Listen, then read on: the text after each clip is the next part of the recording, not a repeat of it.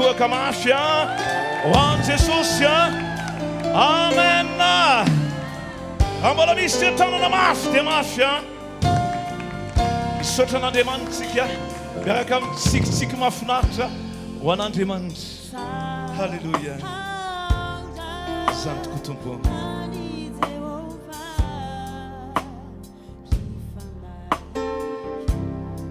hallelujah.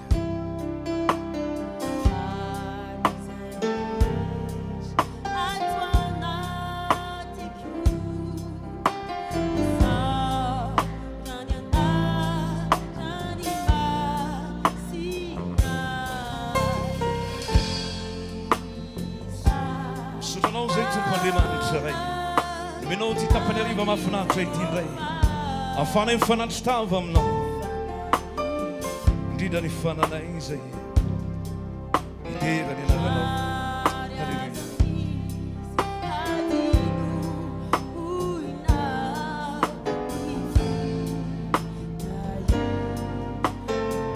le Andriamanitra mpamela eniko sy mpamela fo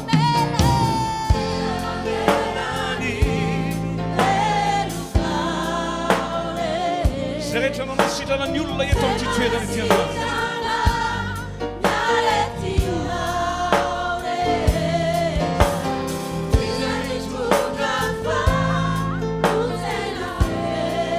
ofisely voninahitra n'Andriamanitra amin'ny alleluia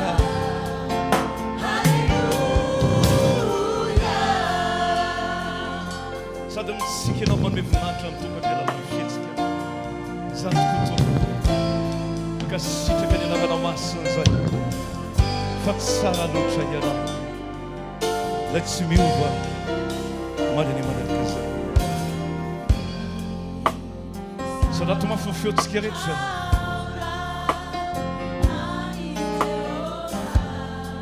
rifanaiky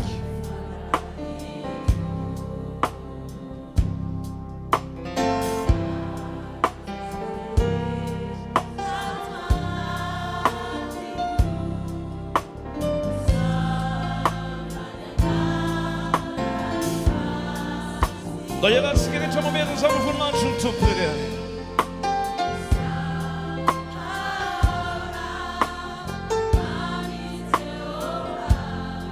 Se ele chama na panela então junto por ele.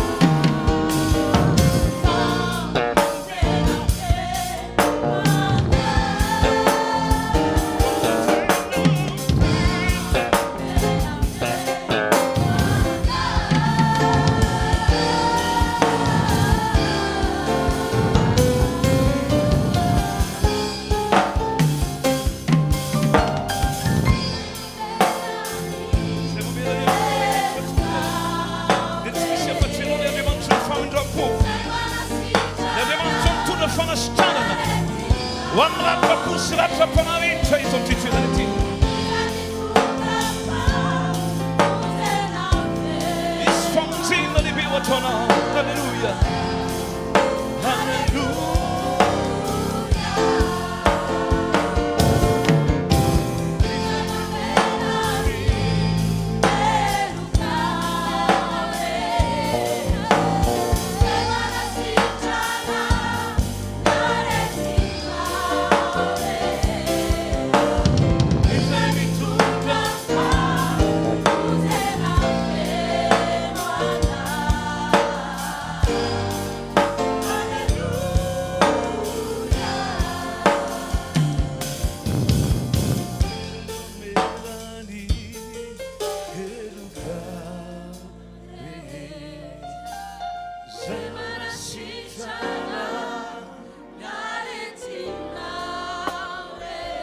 Senogezani. Izami tujafa, uzena flemana. Hallelujah. Zantoko Jesosy. Zay mitondra ny eloko ny tsiray avy. No esorinao mihitsy ilay hevitra mampisaraka aminao aminay. Dia ilay eloka izy zany ka tsy natonga anao ihaina. Zay rehetra mitsotra ny fahotana ozy ny teninao dia ambinina. Fa na dia mena tahaka ny jaky aza ny fanotona ahy. Dia ofitsinao toy ny oram-panala. Androany mamela eloka ianao. Mitondra famonjena, mitondra fanasitranana. Satria ny zavatra fantatra i Jesosy dia ny fanatrehanao. Eto amin'ny tsitsoerana ity. Manatrika eto ianao Tompoandriamanitra. Manasanao izay hitoetra eto amin'ny toerana ity androany. Ahidiny ny herinao ny fahasoavanao ny fananao. Indrindra ilay famonjena izay andranay ny vahoaka anao. Miandrandra izany izay Tompo. Satria matoky loatra izay. Matoky izay fa ianao no miasa eto amin'izao toerana izao. Matoky loatra izay Tompoandriamanitra. Fa ny tananao rehefa mitsotra ilay tsy fohy, mavonjy. Ny sofinao izay tsy ladalovana fa mandre. Ary ny fiasan'ny fivavaka ny marina izao ny teninao no mahery indrindra. Matoky izay ny fidinanao eto amin'izao toerana izao. Matoky izay ny fiasanao mahery eto amin'izao toerana izao androany. Manatrehana eto ianao fanahy. Midiny ianao Jesosy. Midiny ianao Jesosy. Mikasika ny olona tsy say avy. Mikasika ny vahoaka anao tsy say avy. Ianao ilay omaly any manaka izay. Lay tsy miovy ianao Tompo. Dia Andriamanitra mendrika ny teraina kanazaina. Ianao ilay Tompo ny Tompo.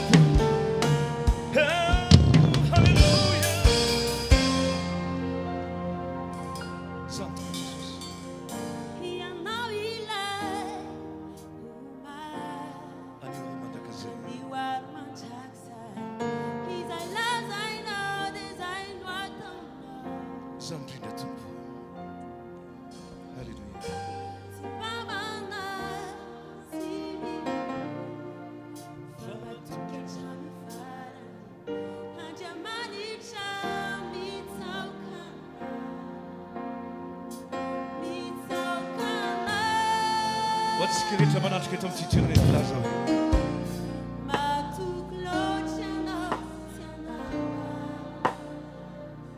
Zany mihitsy Tompo.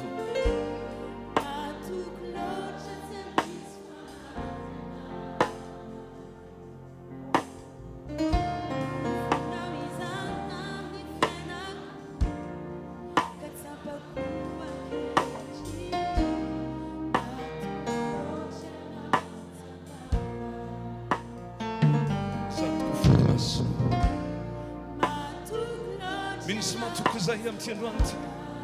Fa tena hiasa mahery vaika indray ianao androany.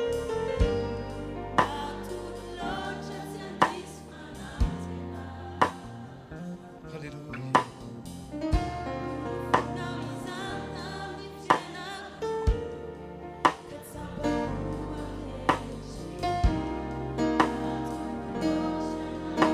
Aoka izay rehetra manatrika eto amin'ity toerana ity antoky an'Andriamanitra.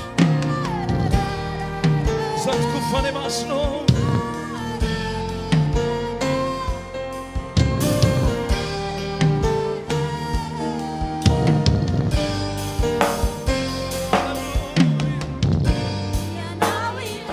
Lafa mafafotsika menakamo Andriamanitra. Amliwa mandrakzay.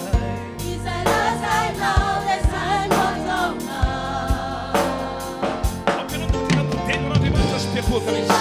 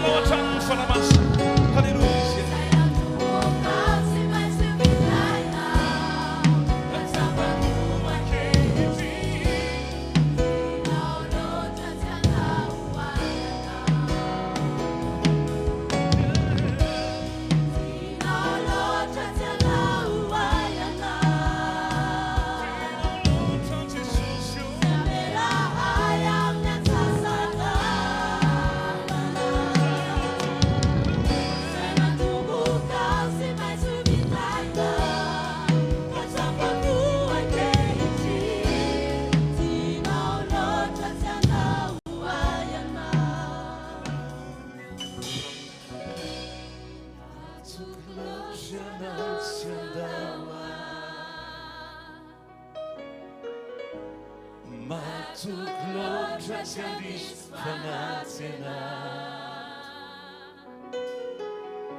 Kufunazata mifianako Katsapako ankehitry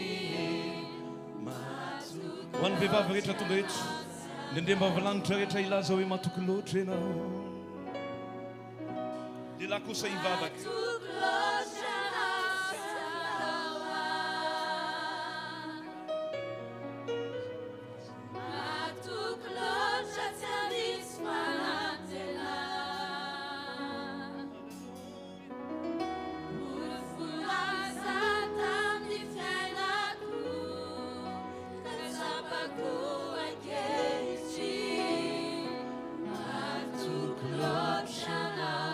Lomba ity tanana mafy ho tompontsika rehetra be.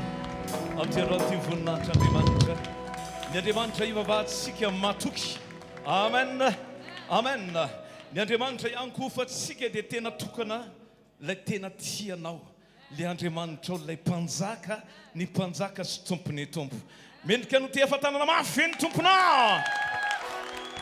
Halleluja. Mino zay fa hiara-ioby aminay ianao sa tsy zany ve? Mino zay fa hiara-ndia aminay zany ianao sa tsy zany ve? Mino zay fa hiara-itia tanana mafy aminay ianao a.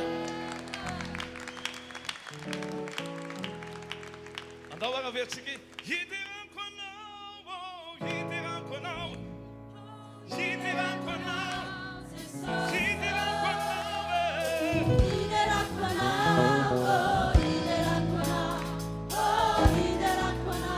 Mbola misy mitera tsara miaraka aminay tsikitsiky mahafinaritra.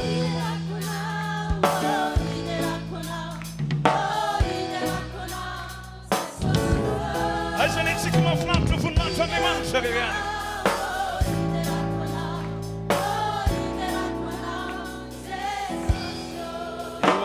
Eo ary aloha vetivety kely fotsiny efa hitako mafana tsara ianao.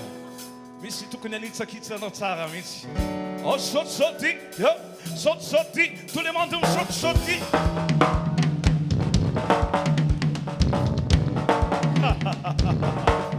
Arrêtez à carré. Il a bien dit que tout le temps, hein? On attend tic-tic, ma fapou.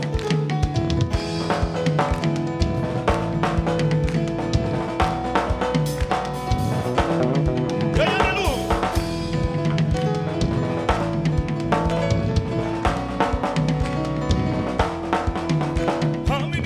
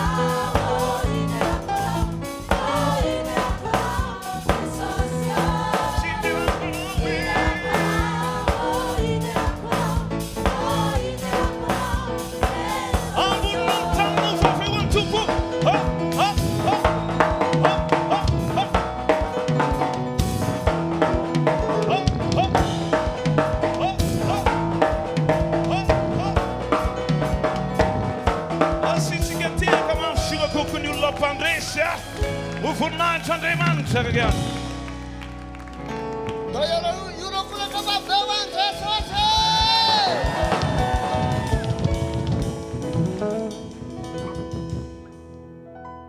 Raha ohatra zany foana ny rahantsika. Lasa lanitra ty tanty. Alleluia! Akasitratsika Andriamanitra amin'ny fahafoizany tombonandro mena atsika indray. Mena atsika itohizany fiarahana. Ary tsy vitsy amintsika ny teny hoe maninona moa raha tohizana rapitso indray. Ane? Fa ny androany aloha ny fotoana mamety avy amin'Andriamanitra dia manaiky an'izay tsika. Amen. Samy mahazo toerana vetivety. Maso mipetraka tafika. Makasitraka ny mpidera fiangonana maro samihafa ao anatin'ny mandrafitra ny groupe de louange eto Atsirabe. Ary ao anatin'ilay groupe de louange dia pastera Sivy be zao. Sivy moa pastera Sivy ao anatiny misy mpitendry ny pastera. Ny zany tsy any amin'ilay hoe mitendry ve ny pastera fa any amin'ilay fiombonana sy ny fiaraha. Amen. Sotran'i Jesosy tsika ny amin'digana voalohany any amindroany niaraka tamin'ny ireo pastera rehetra nampiombonan'Andriamanitra tamin'ny alalan'ny sitrapony. Ataovy amen na tamin'ny fanombohana. Vao nanomboka ny fotoana dia manomboka mifampijerijery ny pastera. Ry zao maninona? Aninetiko zao io. Fa vaovao mafaly, sy viteka ilay vaovao mafaly aloha. Vita amin'ny fotoana. Ay, izy ihany za. Satria raha tsy n'Andriamanitra niaraka nampitovian'Andriamanitra amin'ny fomba fijery, satria nomen'Andriamanitra fampianarana manondro azy, manondroan'i Jesosy io, dia nanomboka hoe ainy rahalahiko tsy iza fa za ihany. Ay, za tsy iza fa ny rahalahiko ihany. Ka raha hanaratsy ny rahalahiko dia manaratsy ny izy. Nefa tsisy fotoana anao havita hanaratsy ny tenanao ankoatra ny ao aminatin'ny fandinitena. Ty tapany arivo ty, mihoatra no tamin'ny maraina indray ny tapany arivo. Amen na satsy amen. Ty tapany arivo ty, hitondran'Andriamanitra atsika indray izy zavatra ataovy ohatran'izay mihitsy ny tananao. Misy zavatra kliken'Andriamanitra indray dia tonga dia hozy izy anao hoe ve zany e! Vita ty fotoana ty. Miarabantsika tsiraray avy amin'ny anaran'i Kristy Jesosy. Fa hiaraka anao tsika hoe ve zany nandrasan'i Jesosy e! Amen. Amen. Satsy amen. Tsy ny olona hitondra fampianarana fa Jesosy manome fampianarana. Tsy Jesosy ilaina hita maso fa ilay fahamarinana hita ilaina mitranga sy hiainantsika eo amin'ny fiainana. Dia tsika hiarifaly hitehetana mafibe ndraisantsika amin'ny pastera Viviane, vadin'ny pastera Rodolphe hitondra antsika ao anatin'ny sitrapo n'Andriamanitra alohan'ny akaran'ny mpanompon'Andriamanitra. Ataovy mafy nitehaka ho fandraisantsika ilay tenin'Andriamanitra izay hoentin'ny mpanompony fa tsy vato ny rany eto fa ny mpanompony. Alleluia. Faly miarabantsika tsirairay avy amin'ny anaran'ny Tompo manona ny fahasoavan'i Jesosy amintsika tsirairay avy. Mino izay fa efa teto Jesosy dia mbola eto ihany koa izy ary eo amin'ny fiainanao ihany koa izy. Amen. Hitehaka ho an'ny tompontsika amin'ny alalan'ny teniny.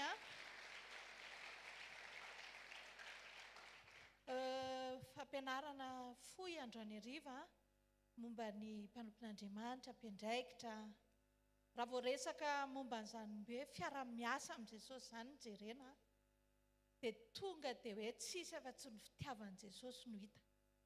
satria nahoana moa tsika mba anisan'le nasainy a hiara-iasa aminy.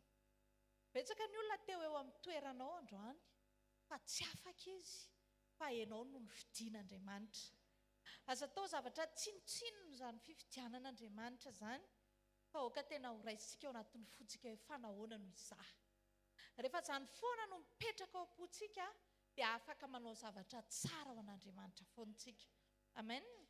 Ao amin'ny Mateo 12:20 izy ny tenin'Andriamanitra hoe indro ny mpanompoka izay ny fidiako a, malalako izay sitraky ny foko indrindra, apetrako eo aminy fanahiko ary tory ny rariny amin'izay nitolisa izy.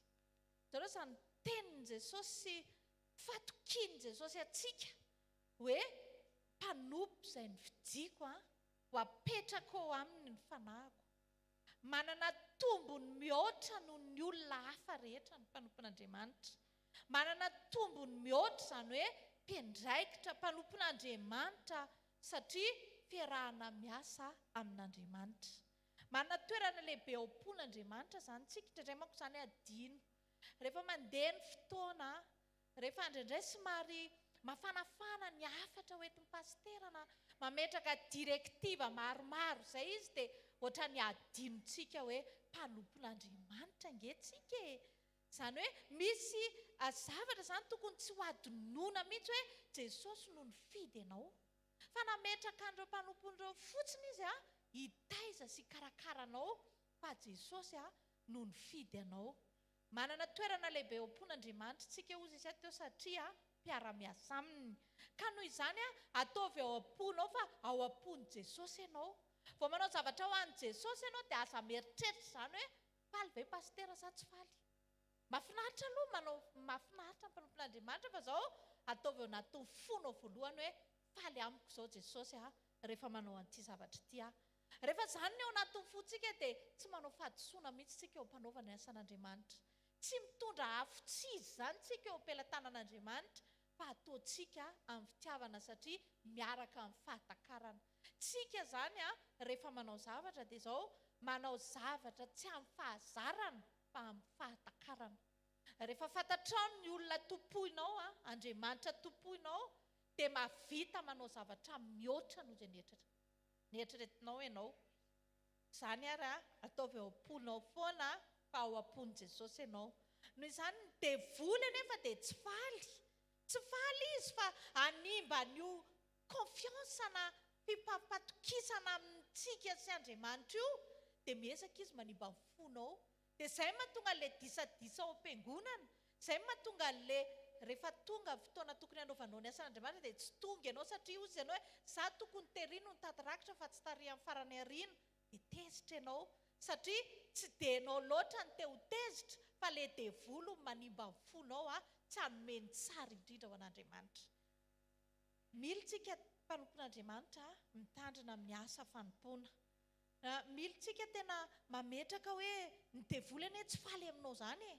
Satria aza adino a fa Losifera anie ka niara-ny asa tamin'Andriamanitra taloha e. Mpitendry, mpidera, teo natrehan'Andriamanitra foana ary nafaly an'Andriamanitra. Raha misy ny zavatra tsy hain'Andriamanitra atao dia midera tena.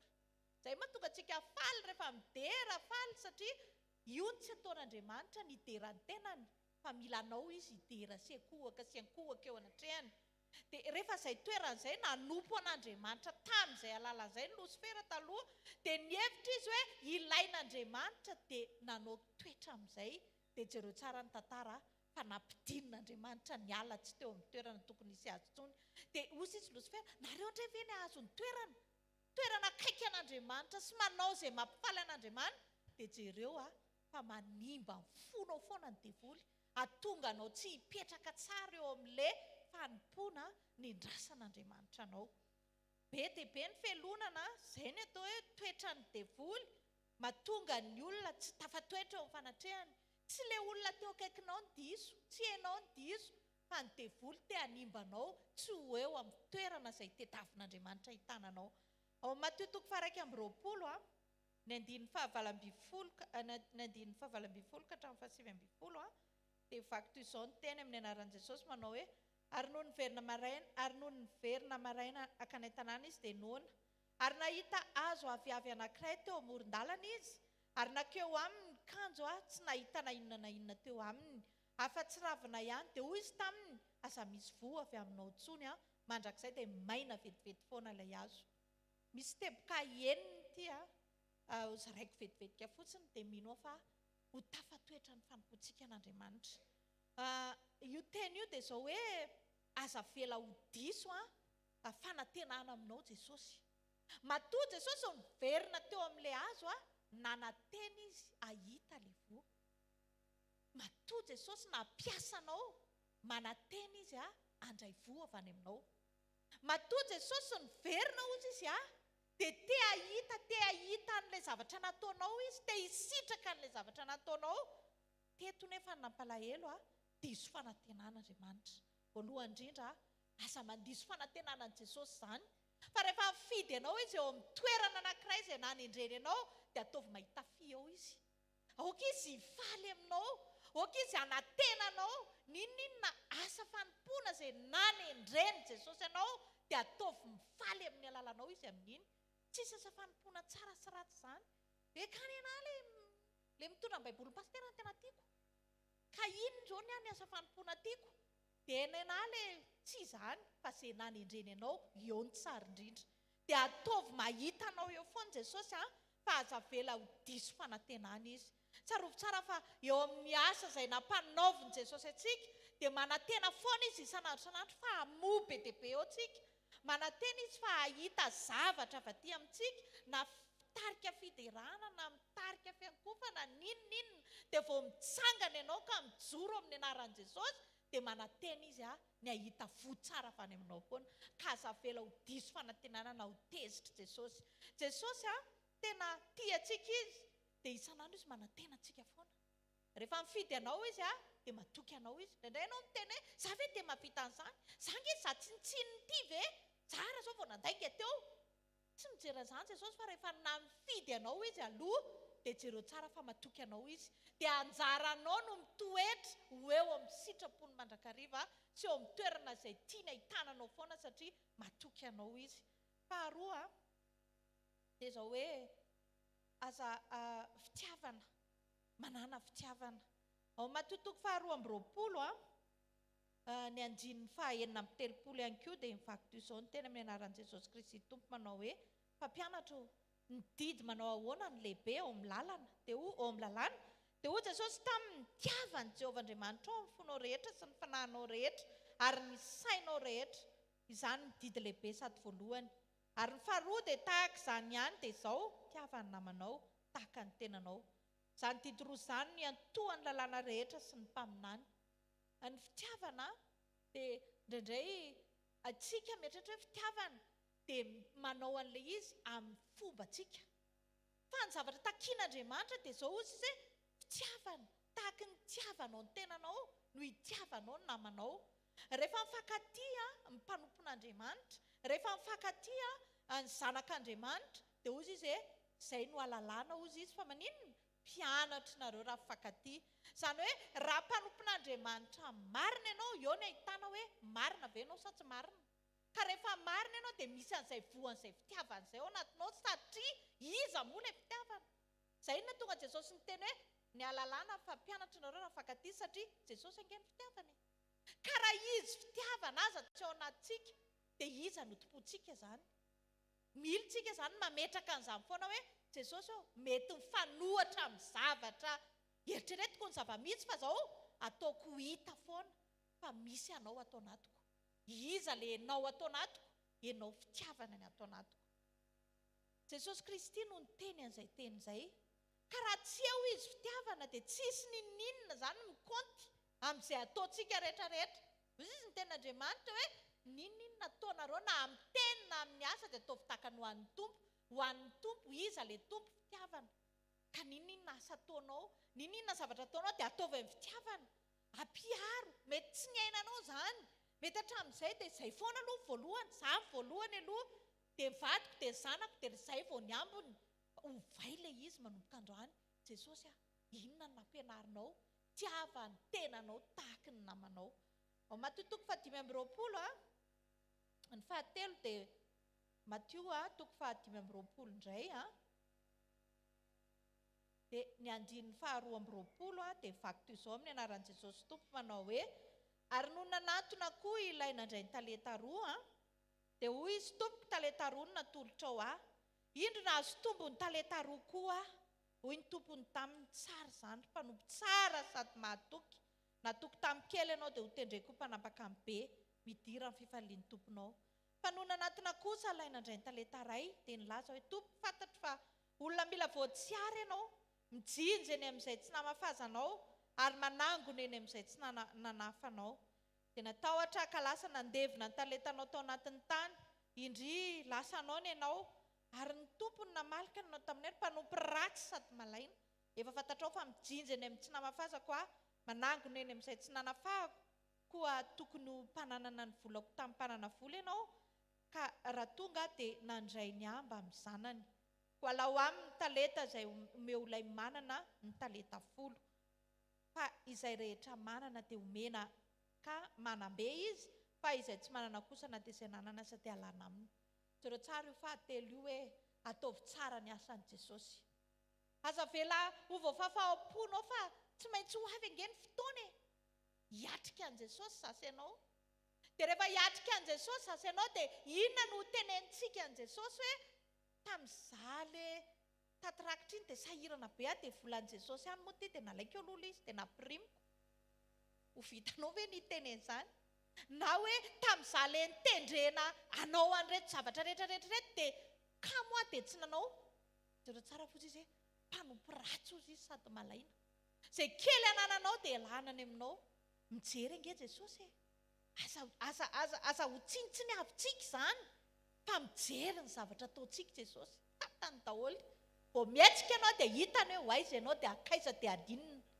ka raha mba samy ho hitany ihany jaleo ve mpanompo tsara sady mahatoky midira ao amin'ny tomponao amen ny devolana ny mamitaka ohatrany hoe tsy hitan'Andriamanitra izany izay ataontsika ohatrany hoe tsisy mahitsy izany izay ao anatin'ny sainao sy eritreretinao fitaky ny devoly izany ozy izy ny ten'Andriamanitra hoe na dia volondohana ao raha ozy izy dia maninona ho isany ka raha mba samy ho fatany ihany raha mba samy ho hitany ihany raha samy anatena fa iona aminy ihany manina raha tomboka dia izao fa tsara afaka tomboka dia izao fa mbola tsy tara amen ameo ny tsara indrindra Jesosy aza vela ho voafafahamponao fa tsy maintsy ho avy izany fotoana izany hitondra antsika an'ireo vozy nomen'Andriamanitra antsika avoay araka ny tokony ho izy ary ilay izy mba hifaliany aminao Andriamanitra nge fiara amintsika asa raha tadidinareo tamin'ny tantarany Joba ozy izy ny teniny hoe tsy mbola nahita ohatran'io tena hoe sao dia anao mihevitra hoe zay nge olombelona tsinitsinina matoa izy mifidy ianao dia mahavita azy ianao izany amen isan'andro izy fiara aminao foana vao mijery izy tozy izy tsy mbola nahita ohatran'io mpanompoko mifidiko io aza vela atao tsinitsinina izany fatokisan'i Jesosy atsika izany aza araraka tany izany fitiavan'i Jesosy atsika izany fa andao anao mihoatra foana amen fa efatra dia Mateo 5:20 ny andininy 2 dia ozy ny ten'Andriamanitra hoe ary ny 5 tamin'ireo dia adala fa ny 5 kosa dia endry fa ny adala nandray mifanalany nefa tsy nitondra solika fitaiza ary ny endry kosa nitondra solika tao anatin'ny fitondran'ny mifanalany raha naharitsela ny mpapakatra dia samy rendrehana avy izy rehetra ka dia natory ary no mamantinalina dia nisy antso hoe indro mpapakatra amin'ny vamba hitsena azy dia nitsangan'ireo virjiny ireo ka samy namboatra mifanalany dia ony adala tamin'ny endry mba meo kely amin'ny solika ireo zahay fa efa ho faty ny fanalanay fa ny endry namalika nanao hoe sao tsy ampohanay so aminareo fa mandehana makany amin'ny mpivarotra nareo ka mividiana ho anareo fa raha mbola lasany vidy izy dia tonga ny mpapakatra ary zay efa niomana dia niara-niditra tamin'ny tao amin'ny fampakaram-bady ary tena rindrina ny varavarana ireo tsara io zasy ianao io samy mifidiana ihany ozy izy ny mpanompon'Andriamanitra tamarana hoe tsisy apôstôly kely dia apôstôly lehibe dia tontoniny fa mitovy daholo rehefa natsoan'Andriamanitra io le virjiny 5 adaly io 5 endry samy virjiny daholo samy natsoana fa zao miambena mivavaha isan'andro ianao. Aoka sika mpanompon'Andriamanitra mba ho fitaratra hanana an'izany fifandraisana lalina amin'Andriamanitra. Raha natsoina mihoatra ianao, mihoatra noho ny olona, dia tokony hanana fiainam-bavaka mihoatra noho ny olona. Jereo tsara fa samy virjiny voafidy, tsy mpanavakavaka ange Andriamanitra. Zasy ianao zao mitovy daholo, samy tiantsika. Tsisy hoe natsony fotsiny tongony fa natsony daholo. Akany any tanako ihany natsony, na ny tongony fotsiny tsisy an'izany. Fa rehefa natsony ianao dia natsony daholo ianao ray manontolo. Izany hoe tsisy mahasamy hafa atsika. Fa eo amin'ilay fifandraisana amin'Andriamanitra. Misy fotoana fanoharana fomen'ny paster izay hoe andao hifaninana e. Hifaninana ity an'Andriamanitra. Izany zao fifananana tsara indrindra. Hifaninana ity an' Jesosy farak'izay haiko. Fa teny amintsika androany hoe jereo tsara fa reto virjiny 5 endry dia niambina tambavaka foana ry mpanompon'Andriamanitra. Ndraindray eny ao an-trano aza tsy malala fa mpanompon'Andriamanitra tsika. Satria izao ny zanakitsika tsy mahay mivavaka akory satria tsisy olona mivavaka ao. Tsy haindry zareo izany mivavaka izany satria tsisy modely ao. Tsika izany tena tokony tsika hijoro an'izany hoe fiainana amin'ny tenin'Andriamanitra izany. Rehefa manana fifandraisana amin'Andriamanitra ianao dia manana an'izany atao hoe firaisana lalina amin'Andriamanitra. Itsika tokony manana an'izay fomba fifandraisantsika amin'ny Jesosy izay. Tokony mitombo isan'andro ny fifaneraserana amin'Andriamanitra. Izay mahatonga ny amin'ny Joba miteny hoe mifakazara amin'ny tsy toa dia hiatana ianao izy izy. Itsika mpanompon'Andriamanitra tokony hanana an'izany amin'ny fotoana rehetra na tsy amin'ny fotoana tokony olombavaka. Naiza misy anao tokony ho marina aminao ny tenin' Jesosy manao hoe fa tsy mety raha tsy mivavaka mandrakarivaka tsy reraka. Ndraindray tsika rehefa any anaty bus na eny an-dalana izay vao Jesosy hoe apetraka aminao ny fotoana androany. Izany hoe lasa hidina tsy ho eo amin'ilay toerana indray ve nametrahan'Andriamanitra antsika fa tokony hanana an'izany atao hoe fiainam-bavaka izany tsika. Tokony hanana an'izany communion spéciale amin'Andriamanitra izany tsika satria spéciale koa no fidianana antsika. Samy virjiny ihany reto fa ny sasany variana tamin'ny fiainan'izao tontolo izao. Rehefa ny fidian'Andriamanitra ianao dia ajanona daholo ireo fomba an'izao tontolo izao. Ny fomba ozy izy ny tenin' Jesosy hoe tsy ny ampiala azy amin'izao tontolo izao ozy izy fa ny aninona ampiavaka azy amin'izao tontolo izao. Misy tokony hevantsika amin'izao tontolo izao. Raha miady mivady isan'andro ny ao varan-tanàna, ianao tokony tsy miady mivady isan'andro. Raha be korotana ny eo amin'ny ilany, ianao tokony milamina. Misy zavatra izany tokony tsy tovizantsika amin'izao tontolo izao tsony, fa tokony hipetrahantsika eo amin'ilay toerana mampanompon'Andriamanitra antsika. Izay izany ilay atao hoe mampiavaka antsika amin'izay. Eo amin'izay izany ilay miavaka samy mpanompon'Andriamanitra fa misy ny adala dia misy ny endrika. Dia anjarantsika no mitondra ny tenantsika hoe za hiakatra eo amin'ilay plasin'ilay endry fa za tsy hijanona atao amin'ilay toeran'ilay adala. Amen. Manana fifandraisana amin'Andriamanitra tsika. Miaina amin'ny tenin'Andriamanitra tsika aza vela misy teny raraka izany. Fa raha vao henonao misy tenin'Andriamanitra manitsy ianao na mitoraka any aminao tonga dia raiso ny tenin'Andriamanitra. Raiso fa fiainan'izay. Amen. Fahadimy alohan'ny farany dia ao amin'ny Jaona 2:15 fankatoavana. Jaona 2:15 toy ny tenin'Andriamanitra hoe aroy ny reniny taminy ataovy izay saina ataonareo. Fa nanina koa raha tsy Jesosy no niteneny io. Hoe izay ataoko izay teneniko dia ataovy. Fa samy teo Jesosy sy Maria fa Maria no niteny hoe ataovy izay asaina. Nanangana mpanompo Andriamanitra. Nanangana mpanompon'Andriamanitra izy mba ho ankatoavinao. Hiainanao amin'izany fanetreteny izany. Ary rehefa niteny Maria ataovy izay asaina ataonareo. Fa Jesosy tsy niteny tamin'ireo hoe tsy maintsy izay teneniko izany no ataonareo aloha. Izay ny tokony ho izy fa Maria nampianatra an'ireo mpanompo ireo hoe ataovy izay asaina ataonareo. Isan'andro dia mametraka tari-dalana ny mpanompon'Andriamanitra. Miteny aminao izy, mananatra anao izy, mametraka ny zavatra tokony atao. Dia izao tsika anao ohatran'ireto mpanompo reto. Mpanompo aneny nahita vokatra fa tsy ilay tompon'ilay mariazy akory satria ilay mpanompo no nitondra an'ilay rano nakeny ampapakatra nahita amin'ny fivadihan'ilay izy ho divay. Ny olona mpakatoy ihany ry havana mahita vokatra. Amen. Ny olona pakato ihany mety ho sarotra le izy satria ahoana ny itondranao rano mangatsiaka eny amin'ny mpapakatra olazainao fa divay tapaka ny tendanao raha tsy mioveo io fa navadiky ny fakatoavana teny an-dalana le izy. Misy fotoana nge ohatr'izay mihitsy ny zava-mitranga eo amin'ny fiainantsika. Ohatran'ny mavesatra zany, tsy mety zany. Tsy hanao an'izany a, zaranga tsy angala tena. Zange raha vao tsy miaraka amin'le lehibe anay dia tsy mahazo vola e. Zange raha vao tsy mandainga kely dia teny aminao a, akatoa fotsiny lazain'Andriamanitra. Fa eny am-pandehanana eny dia teny ny vadian'le rano tonga divay. Amen. Ka ny fahafahambaraka rehetra dia miaisotra daholo rehefa manjaka amin'ny fakatoavana. Amen. Mariny ny teny teto. Alina tena nandinika hoe ay, maninona Jesosy ianao nge teo e. Tokony ianao zao no niteny. Fa te hampianatra. Enoy izay mpanompon'Andriamanitra napetrany eo amin'ny fiainanao. Mety hitanao mety misy fahatsoana izy, mety tsy olombelona ohatranao ihany izy fa zao izy alony eo dia mametraka direktiva izy hoe ianao ery amin'ny farany dia ry etra dia ry dia akatao fotsiny, atao fotsiny. Amen. Fa rehefa fantatrao izany fahamarinana izany dia tsy voaelingelina fanomponao. Tsisy fanompona very izany fa voarain'Andriamanitra daholo rehefa hoentinao eo amin'ny fakatoavana le izy. Rehefa miteny mpitarika fiderana hoe retsoreto ny lista miakatra dia zao fa tsy hoe ianao akory vao nahazo trofe tamin'ny omaly dia izany tsy maintsy miakatra eo. Makatoava fotsiny. Amen. Tsisy idiran'ny trofe voarainao le izy fa misy idiran'ny fanekenao an'Andriamanitra amin'ny alalan'ny mpanompony.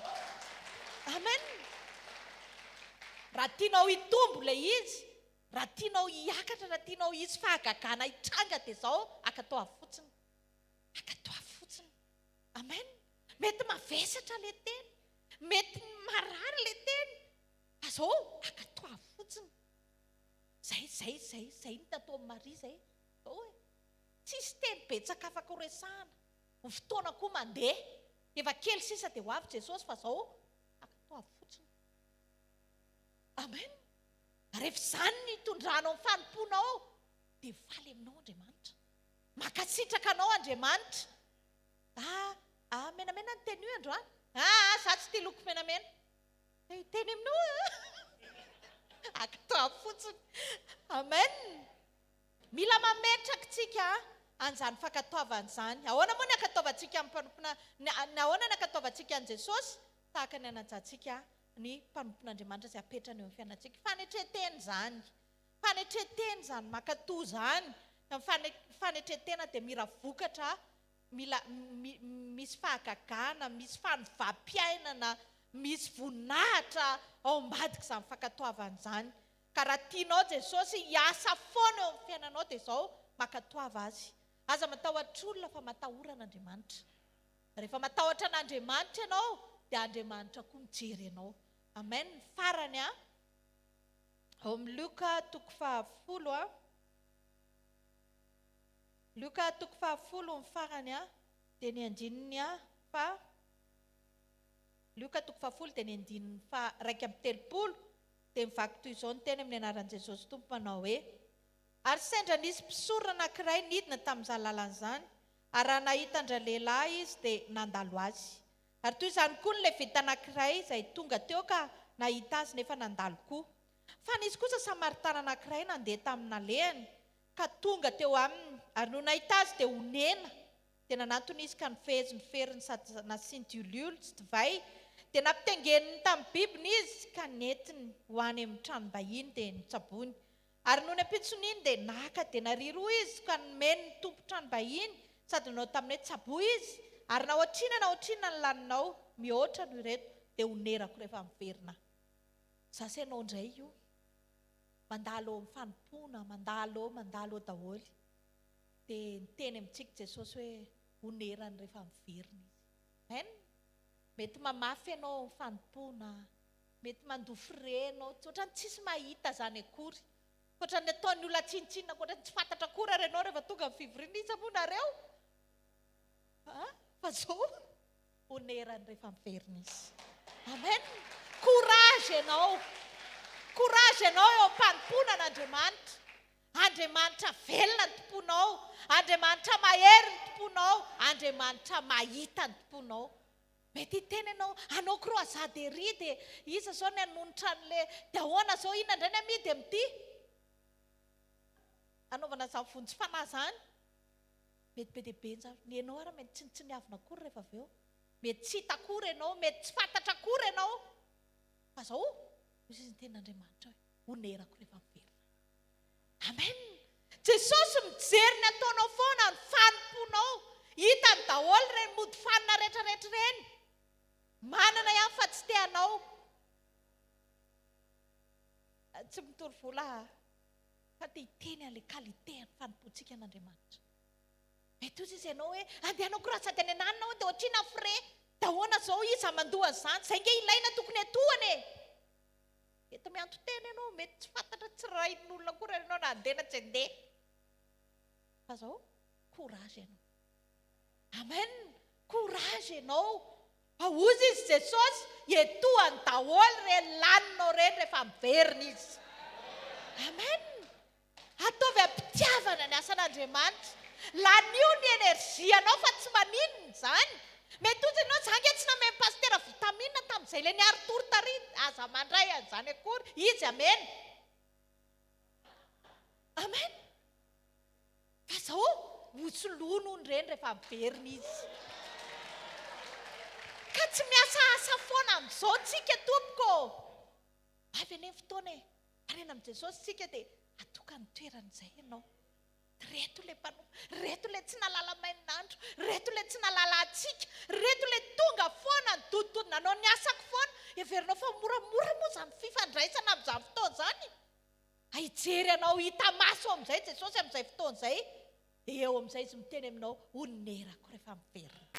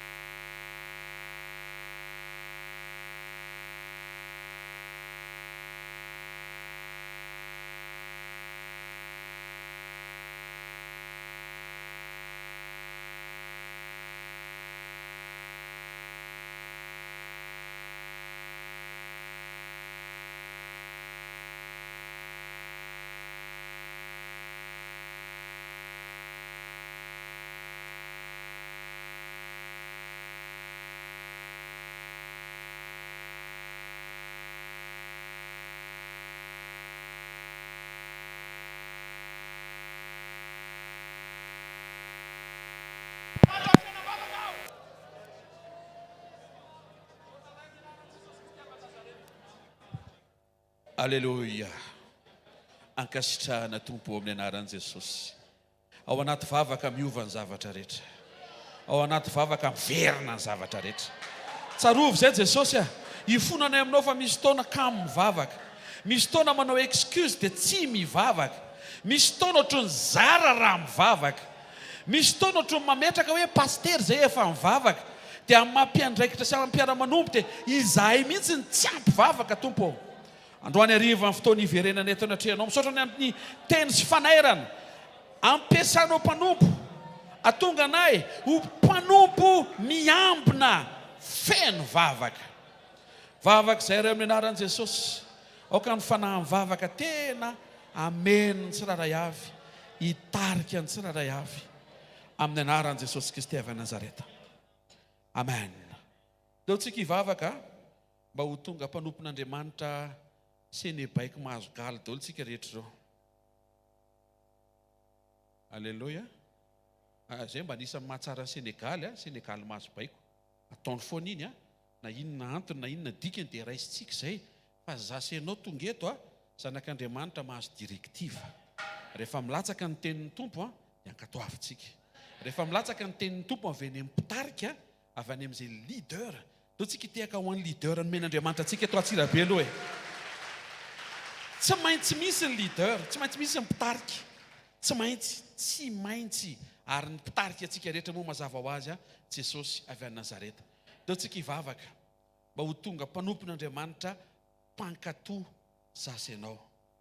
Rehefa milatsaka ny instruction sy ny directive, indrindrindrindra eo amin'ny fanaovana ny asa fanompona, eo amin'ny fivoriana, eo amin'ny fanatrehana, any fanaovana evangelisation, dia tsy kôkô misaina be no ilaina, fa fo tonga dia mankatoa fotsiny. Misy taontsika any amin'ny croisade asiana miry amin'ile tsy maheno bafy le ry, mandehana fotsiny eny. Ka eny tsy maheno torite, ndana fotsiny ankatoavy fotsiny. Fa misy zavatra ao ambadika izay. Nitendreko an'izany, misy olona rehefa le tamile nanao rally de miracle tamin'izany, dia ry amin'ile vavahady tsisy mananiny ry, eny no anendreny tompo azy. Dia raha vao tsy mety le fo, dia mirava maina, mody any an-trano tsisy ninninina avy eo, satria tsy nanaiky eo amin'izay toerana tian'Andriamanitra hitananao. Dao tsika hivavaka tompo, ny foko tokony ho mora mankatoa sy ampanaovinao na ny ampanaovinao amin'ny alalan'ny teninao, na ny ampanaovinao amin'ny alalan'ny fisiana pasteur sy mpitarika, mampafantatra ny zavatra tokony ataoko. Atsangano ny tanao dia vaovao zany dia tenenao amin'Andriamanitra. Tenenao amin'Andriamanitra ny fiainam-pankatoavanao. Ho eto anatrehan'i Jesosy ny fiainam-pankatoavanao. Iverena eo anatrehan'Andriamanitra raha renao mihitsy hoe somary bebe ady hevitra kely ianao, anao ihany ianao fa edinao hevitra kely le izy vao ataonao. Mangata amin'Andriamanitra mba ho androany ny fotoana ahafahanao mandray fanapa-kevitra entitra, fanapa-kevitra tsara, atonga amin'ny fankatoavanao ho tena pura sy maro toerana. Zany ray aminaran'i Jesosy ny any anatin'ny fonay, ho tahaka an'ireo mpanompo tao amin'ny fampakana ambady tao-kana, vao nandreny teny napetraka teny ambava amin'ny mpanomponao, vao nilatsaka ny instruction dia tsy misy ady hevitra fa avy hatrany dia mankatoa. Zany tompo ny etaetanay ary misaotra ny amin'ny famindrapo fa mbola notehirizinao zay mandraka androany hariva, andrehan'izany fahamarinana zany, anitsinay ny fonay amin'ny anara maheran'i Jesosy Kristy velona masa sy manan-kery avy Nazareta. Amen. Menaran'i Jesosy amen. Ndao tsika hivavaka ny amin'ny zavatra nytenenin'i Jesosy hoe onerako rehefa miverina. Izy tsy niteny hoe onerako rehefa aveo, fa rehefa miverina. Misy zavatra zany tsy ho valian'i Jesosy eo no eo, fa tehiriziny amalinanao any. Ao afontananao tenen'Andriamanitra tompo, vavaka mba tsy ho ampahoriany te ahita valim-pity eo no eo. Vavaka mba hafana anao ny zavatra rehetra ho anao. Ahitokoka ianao efa niteny fa rehefa hiverina ianao oneranao. Traindray ohatry ny salasala, ohatry ny mitady anao, ohatry ny malaindaina, kay moa reny rehetra reny, tsisy verina dia ray azy. Ao ny valinao eo ny eo, fa androany nampatsiahivinao, fa rehefa tonga amin'ny fotoam-piverenanao, angononao ny valim-pity tsara indrindra ho amin'ny mpanomponao sy ny zanaka ao tsiraray avy. Sotra ray eo amin'ny anaran'i Jesosy. Amen. Ao fafontananao fa ren'Andriamanitra ny vavaka ao teo. Ankasitrao Andriamanitra fa mpanompony ianao. Misaora azy fa manangana anao vaovao izy. Misaora azy fa mbola mametraka andraikitra ao atsorika ao indray ny tompo manomboka ny fitakarivo ity, satria zanany ianao. tiany ianao, ao am-pony ianao. Avao foana tanao dia misaora n'Andriamanitra fa isan'izay nantsony, isan'izay nividiny, isan'izay nisehoany manokana mba anaiky, anekenao sy anjara fanompony anendrenanao. Misaotra raha eo amin'ny anarana maheran'i Jesosy Kristy velona masina sy manan-kera avy Nazareta. Amen. Tiaka mafy ho an'i Jesosy tsika. Mahazo toerana vetivety a. Mbola hitoy ao anatin'ny ny fahafahantsika mifankahita amin'Andriamanitra ao anatin'ny fanompona sy ny fiazakazahana. Ny anisan'ny zavatra resahako androany dia ataoko hoe misy fitohizany kely tamin'izay netiko tamin'ny maraina fa avy hatrany dia hiditsika amin'ny mampanompon'Andriamanitra anao. Ny mpanompon'Andriamanitra tsiraray avy dia misy zavatra essentiel na essence andrasan'Andriamanitra. Ho an'ny olona mpikirakira voninkazo na reny resaka épice amin'ny lafiny agro-industrie ny resahako dia misy ny atao hoe huile essentielle. Alainy ny poivre iny dia misy zavatra atao tsy hiditra lalina be anatin'ilay izy fa mivoaka avy eo ohatra menaka concentré be zay dia ao anatin'iny ny fofon'ilay poivre, ny tsiron'ilay poivre ary tandremo fa raha sendra raraka anatin'ny sakafo iny zavatra anankiray iny tsy telonao iny sakafo iny satria concentré be ilay zavatra ao anatin'iny. Zay mihitsy ihany koa ilay zavatra tian'Andriamanitra ho hita satria ny essence atsika mpanompon'Andriamanitra dia toetra. Ka ny mpanompon'Andriamanitra ratsy toetra dia ratsy carburant izy ny dikan'izay. Tsy ho ela dia hitapy izy, hitapy motera. Miantsara tsika ary ny continuité-n'ilay izy mba hatonga anao avy hatrany dia afaka mandray fanapa-kevitra tsara ny station service angalanao an'izay essence zay na afahanao tsy ho lany lasantsy na ovinana oviana dia ny anaran'io station io dia communion. Ao amin'ny communion ianao no maka ny lasantsy ny toetra. Tandrema fa misy mivarotra lasantsy any amin'ny sisiny fa miangavy ianao aleo amin'ilay lasantsy efa voadio sy efa voafantana. Fa ndray mandeha zany ianao an'izany tany Antananarivo matimatiny hoe lasantsy mora zao sy ny tariny fa nipoaka motera avy eo satria vidinao lafo ilay lasantsy maloto ohatry ny vidinao mora amin'ny voalohany. Toetra no resahantsika dia toetra avy amin'ny fiombonana.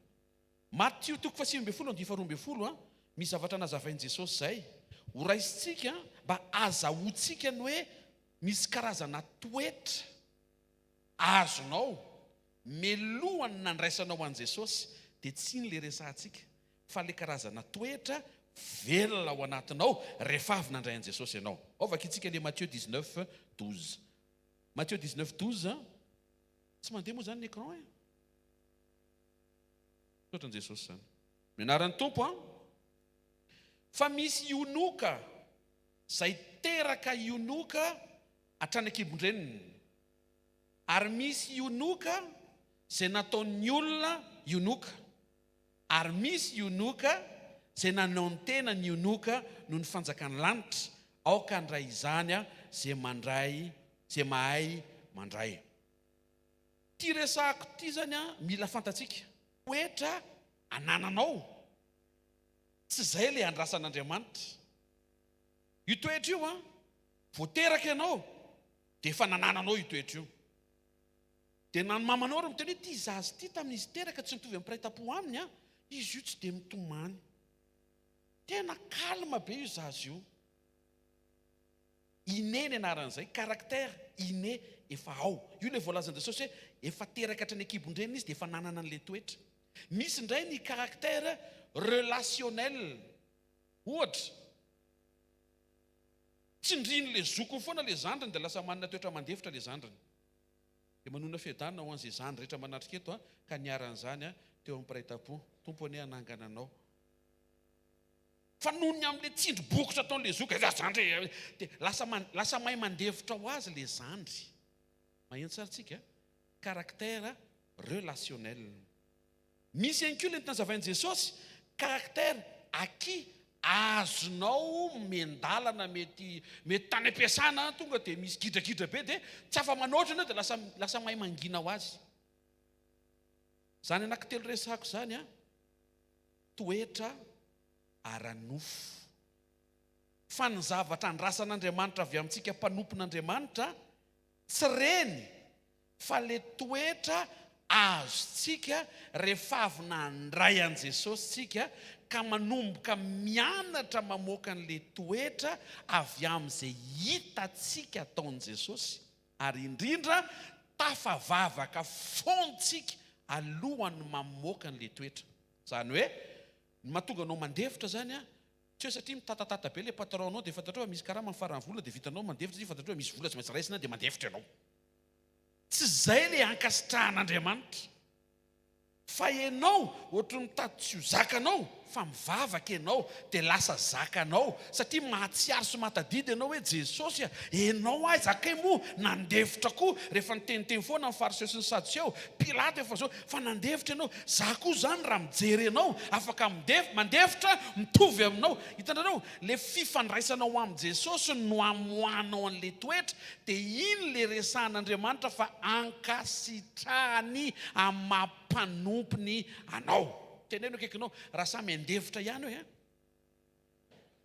dia aleo mandevitra tsara hoe ohatra an' Jesosy hoe rehefa avy mijery an' Jesosy hoe ary rehefa avy niresaka tamin' Jesosy, ny famoahanao ny toetra io zany dia mifandray amin'ny fifandraisanao amin' Jesosy. Mampime be hoe tsara toetra be honisy fa tsy ampivavaka, baraingo be zany. Ohatra le teneniko teo, na le izy caractère inné na relationnel na acquis, fa mbola tsy vokatry ny fanahy zany. Ny vokatry ny fanahy vao misy zavatra migadona ilana ny toetra io dia réflexe automatique ao anatinao tafavavaka ianao miresaka amin'Andriamanitra hoe eto tsy teo ikizitina tsony fa zany nefa nahalalana, fa eto teo kalma be fa zay ny nahalalana anao. Amen. Ao anatin'iny réaction iny mahazo misafidy ianao. Na hainao tonga dia milelalela be, efa hainao iny tsy ampianarina intsony iny, efa hainao iny. Na ianao anao ohatran' Jesosy, mangina, mivavaka, mamaly amin'ny fahalemem-panahy, tsy mamaly taimbava, tsy manao teny manindrona kely hoe eny tena marina ny lanitra ny tsoanareo hoe mody atao malefaka fa sady mandatsa ihany, fantatry ny tompo fa tsy avy aminy zany teninao zany. Fa Jesosy kalma foana izy ary mitsimbona ny amonjena an'ilay olona foana izy. Tsy ananantsika zany raha tsy miresaka amin'ny foantsika. Ka raha vao tsy ampiresaka amin'ny Jesosy ianao odo io resaka toetra io odo io tsika dia hiezaka izay dia fahitana fa diso. Tsy effort ny fruit de l'esprit fa fitarihan'ny fanahy. Tena tabataba be izy pasteur fa tena niezaka mihitsy ny angina. To dia noten'ny correcteur fotsiny izy 0 manato. Nefa tokony hoe ero manatompo.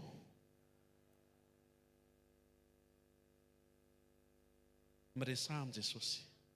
Zay amin'izay mahatonga ny hoe ny station service akanao an'io lasantsy io tsy any amin'izay tianao fa any amin'izay nitendren'Andriamanitra ao amin'ny communion anao sy izy. Enao miombona amin'Andriamanitra no mahatonga anao mianatra mamoaka ny toetrany. Dia arakaraka ny resahanao amin'i Jesosy, reto ny zavatra mitranga. Firy rehefa tratra ny fahatsopana tenana resaka fitiavana. Olombitsy eto ambony tanky tratran'izay. Mba honnête rehefa mba tsangazy tratran'izay fa itsika mianakaviny eto.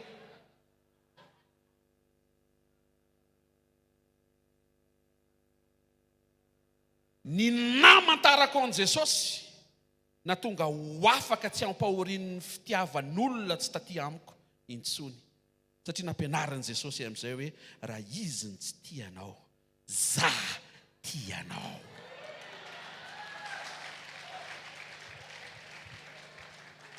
Resa be zany raha tsy niainanao. Resa be zany raha tsy niainanao. Fa mijoro vavolombelona eto. Fa ny tompon'ny fitiavana tsy olona fa Jesosy. Possible afaka manary anao zao rehetra zao fa Jesosy tsy manary anao. Possible, enoy, possible afaka manilika anao zao rehetra zao fa miverenao amin'ny Jesosy fa izy rehetra tsy manilika anao. Hitanareo ve la ny andro be tsika mitady zavatra tsy ho azontsika ny manolona nefa ao amin'ny Jesosy le izy mifeno. Enao tsy makao, makanesao, makao, tomoera aho aza miala aho. Amen. Ny apastera mahatonga tsy manko amin'ny fiangonana io ampe tsara velatsy daholo ny ao.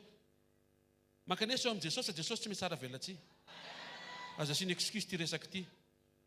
Fa aizaka ianao mahita safanompoana tsisy mpe tsara velatsy. Mba atoroy-anao hoe re mihitsy ine ny ilana ny azo fijaliana sy ny vavaka mba hanovana azy ireny ho lasa olona tsara, mpamelatra tsia, ahafahany rehetra miara-misakafo e. Raha tsy fantatrao Jesosy tsy hiovy zany ny toetranao. Resabe zany hoe za mahery Andriamanitra. Fa manenao mitefa mahery Andriamanitra. Inona ny ady lalovanao? Inona ny ady lalovanao afahanao mitefa mahery izy? Mpamelina izy, efa maty angainao. Za zao tsy afaka tena miteny azy ity, za mbola tsy niaina an'izay mety tsy avelan'ny tompo. Makataka amin'ny Jesosy mba le zakanao sy enga atao kolo e. Fa misy eto mpanompon'Andriamanitra efa maty misy dia atsangany ray. Afaka mijoro volombelona tsara zany zay olo zay hoe reto tena tompony ainy Jesosy. Ny azo ny vavolombelona afaka ijoroko dia zao Andriamanitra ny fahavokarana izy, Andriamanitra ny fahavokisana izy, Andriamanitra tsy mamelanao noana izy, Andriamanitra mampahita fitianao n'aiza n'aiza izy, any amin'ny toerana tsetreretinao afaka manome sakafo. Zay zao afaka tantarako anao zay. Oui e.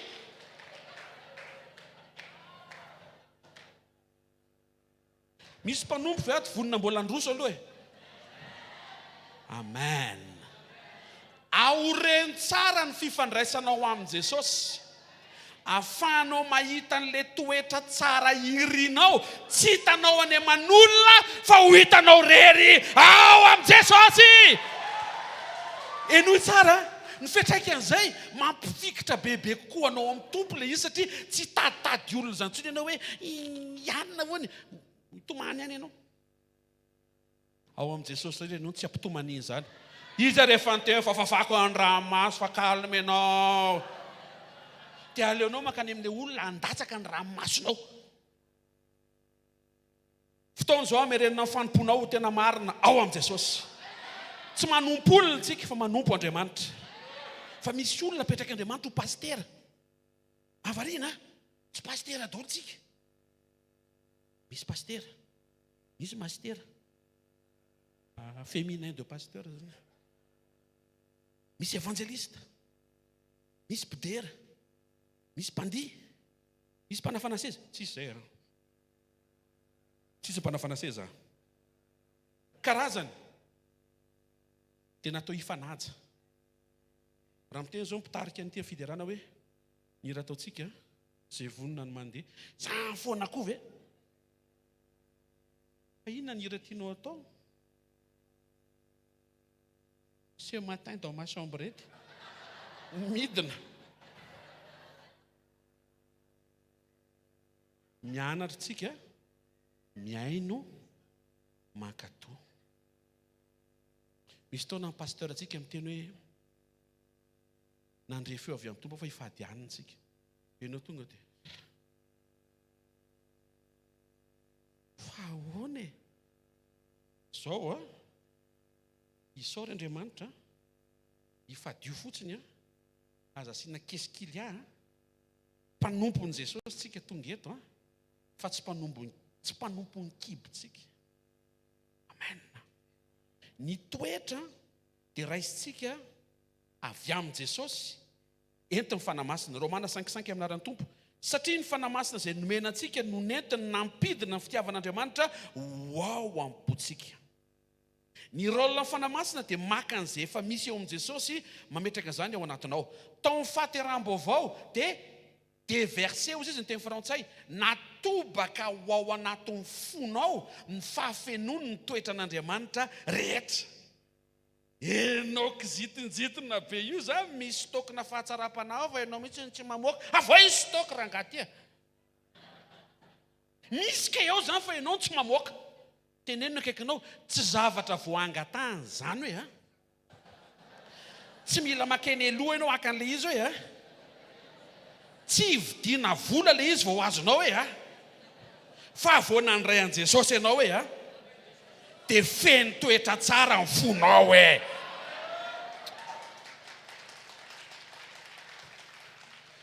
iny amin'izay le avadiky ny ambody mitafy io zanak'ondro hoe manatona ty zay te ho tsara fanahy tondrava lopo dia 7 vola fa za hividy pizza sakafo ny fonao dia sakafo ny sainao dia fataro amin'ny baiboly dia aza mety ho fitahany olona. Alleloia, tsy maheno alleloia. Ozy izy le pasteur ataova alleloia matavitavy tsara mihitsy alleloia. Tsy vidiny zany. Vao mandray an' Jesosy ianao dia fa ao le izy. Pasteur, eto mba afaka fa za tena sarotra be amiko ny amela heloko. Efa ao nefa le izy. Sambatra be ianao, alohan'ny sambatra koa ny atrika adoatranao koa. Fa rehefa mifikitra tamin'i Jesosy, azo avelo io reto, azo avelo io. Avelao tany reny, avelao andry zareo. Azo atao mamela. Tena kaikanao, azo atao mamela hoe. Mamela olona ratsy fanahy hoe. Mamela olona mpangalatra hoe. Mamela heloko ireo mpandratra fo, atao izay mihitsy izy. Azo atao mamela hoe. Anisany zavatra nampianaran'i Jesosy ozy izy hoe aza mijeren'le olona ozy izy ohatran'ny coupable. C'est ça, pasteur. Je me souviens de l'enseignement, pasteur. Aza raisina ohatran'ny coupable ozy izy le olona manjary hisokatra ny lavakoronao ary vonto ny fonao fa raiso izy ho toy ny victime. Dia ho hitanao fa hilefitra ny fonao. Dia manombokanana ny fon'ny Jesosy ianao ho nena. Dia ianao indray no lasa mitomany an'ilay olona nanao tsinitsinina anao. Raha zay no mitranga, mpanompona Andriamanitra authentique reto olona mivory androany arivo reto. Amen. Faharoa indray raha tsy miditra izay. Amin'ny maha dokotera mpandidy ianao, rehefa ampidirina avy any le olona hodidiana, ka manao krizy le olona hodidiana, miteniteny foana, dokotera tsy mahay ty. Jereo ny alotony akanjo zaza kitikitiany eo Dia raha ohatra koa ianao zany mamaly hoe fa dana koa mivoaka amin'ny klinika dia marary oatra azy ianao zany. Fa ny vrai docteur ao fa efa ho afaka le fanaintainy. Ary zany fampikitikitiky. Ianona karakareo le tsy tiako nareo. Tsy manao izay tianao.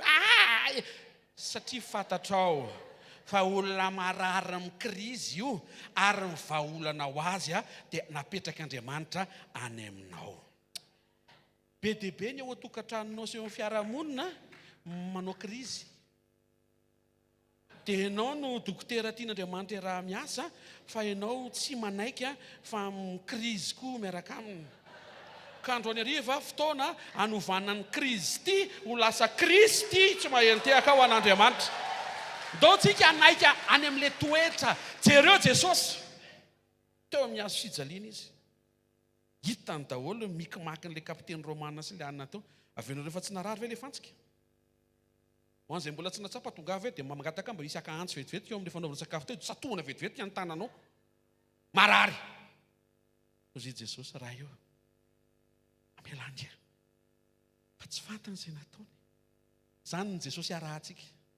Ary zany ny Jesosy tahafintsika. Ary tsy maintsy izay nataony Jesosy teo amin'ny hazo fijaliana nataontsika koa eo amin'izay misy antsika. Mamela heloko. Mamindrafo. Amarana koa izay resaka karaktera izay dia izao ny voalaza ny teny ny ahafahantsika mianatra ny hoe inona ny tian'Andriamanitra. Voaray izany izay mila mamoaka toetritsika, toetra efa ao ary toetra avy amin'ny fiombonantsika amin'Andriamanitra. Ary le fiombonana dia aseho antsika amina fifampiresahana foana amin'Andriamanitra. Lasa misy fifandraisana lalina ho azy eo aminao sy ny tompo rehefa miresaka aminy matetika ianao. Raha indray mandesaka herinandro ianao miresaka aminy tsy afantatra azy zany ianao. Bonjour fotsiny dia vita. Fa raha hoe maraina miresaka, amin'ny folo miresaka indray, miresaka foana dia manomboka ho fantatra ho tsikelikely Jesosy. Dia iny ny atonga anao afaka hamoaka ny toetrany. Petera voalohany toko 5, andininy 5 izao ny voalazany teny amin'ny anaran'i Jesosy Kristy Tompo. Fa ianareo izay mbola tanora fanahy kosa dia manekeny lo olona. Eny samy misikina fanetreteny nareo ka mifanompo fa Andriamanitra manohatra miavonavina fa manome fahasoavana ho an'ny manetreteny. Jesosy ny teny ao Matthieu 20:28 ozy izy hoe Zaho izy tsy tonga mba ho topoina fa tonga mba hanompo. Ary naseho an'izany amin'ny Jaona 13 ny sasany ny tongotro ny mpianatra. Tsika koa ry havana dia natao hifanompo ampitiavana. Ny fifanompoantsika ampitiavana dia ny atonga antsika ahasoa ny namantsika. Raha ny tena marina zany dia formation apostadisy ny tokony ataontsika rehetra. Tsisy batera ianao. Tsisy mpihira mihira ianao, aza mamalina fotsiny. Tsisy mpitendry mitendry ianao. Tsisy azonao atao daholo ny zavatra rehetra satria maninona eo amin'izay mety tsy mahafaka tampoka ny mpanompo rahalahinao na rahavavinao na anapavinao na izay fifandraisanareo ara-pihavananao dia afaka mijoro ianao eo amin'ny toerany misolo azy ary tsy mitatatata ianao hoe tsy eo izy fa za tsy mila resahana zany atao fotsiny. Zay ny tenen'ny pastera mama teo. Ny fiantsoany anazy tsy pastera seraingy na ihany koa hoe pastera piment azay koa anankiray koa zay. Fa ny piment mampazotomana ary ny seraingy efikasinao pilule manindrona fa to dia sitrany ianao. Dia ozy izy ankato avy. Tsaiko tsara moa le paoziny teo. Ankato avy. Vao mipika ny jiro tapotra ozy lasa izy. Zay ohatr'izay le izy. Rehefa tenenina fotsiny hoe mifanompo e. Zany hoe sady manompo tsika no mifanompo isika. Ampitiavana. Tsy jerevana hoe raha manompo dia inona ny tombony. Raha mifanompo tsika dia inona ny tombony. Raha tsisy tombony dia ahoana ary? Zay ny le question. Raha tsisy dia ahoana? Tsika ne velona anompo e. Fa tsy anompo mba hivelona ao amin'ilay fanompony. Mety tsy azahoanao ninina hita maso ny fanompona ataonao. Atao fotsiny fa eo ny ilàn'Andriamanitra anao.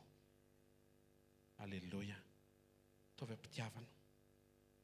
Ataovy amin'ny fonao. Saotra Jesosy. Misy taona zao mifanompoka ataoko miaraka amin'ny pasteur Rodolphe labozia. Ataoko ampitiavana satria zay ny antsoina hanampy azy amin'izay ilany misy taona ilainy ohatran'ny labozia. Labozia faran'izay tena botabota tsara tena ataoko miredareda tsara mihitsy ny labozia anazy. Fa tsy hoe isaka misy séminaire dia hidongy any aminy hoe mba ampiakarinareo betsaka izay ohatrany efa nangonony izay rehetra zao izy daholo ankoatra anaty kahie mba ampiakaro tsy zany no fanompona. Misy taona ianao ampiakary ny voninahitra an Jesosy. Misy taona ianao tsy ampiakariny dia raina anie ny anarany. Misy taona ianao 5 minutes, alléluia. 10 minutes, gloria. 15 minutes, hosana. 0 minutes, mety foana. Tena sérieux zany. Aza vela ho zay no mahatonga anao hoe tsy afaka aminy ihany fa maninona tsy mihira aminy io. Satria ianao tsy mihira dia tsy ho avy hivavaka. Nga rendez-vous amin'ny micro-onga ilay tsy rendez-vous amin'ny Jesosy. Mba avalio azy afady alohan'ny alako eto. Rendez-vous amin'izy ilay atongavanao eto rendez-vous amin'ny micro. Rendez-vous amin'ny Jesosy. Rehefa zay ny eo am-ponao, iona amin'ny Jesosy tokoa ianao. Iona amin'ny Jesosy tokoa ianao. Tombontsoa ny voatendry. Oui. Fa tsy maninona koa raha sena mbola tsy zay aloha fa ianao tonga eo mandray zavatra avy amin'Andriamanitra ianao. Ozy izy le mpanompon'Andriamanitra teo, courage ianao. Courage ianao.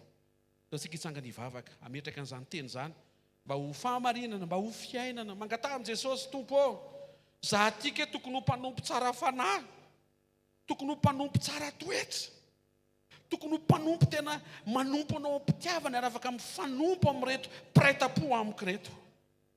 Raha amin'ny anaran'i Jesosy Kristy avy any Nazareta misaotra ny amin'ny fotoana androany hariva. Fa tsy hivinao ny fahamarinan'ny teninao, mampijoro anay ianao, mampitraka anay, manangana anay ianao. Tsarovo indray ny mpanomponao tsiraray avy vorolanina ny tarianao tonga eto.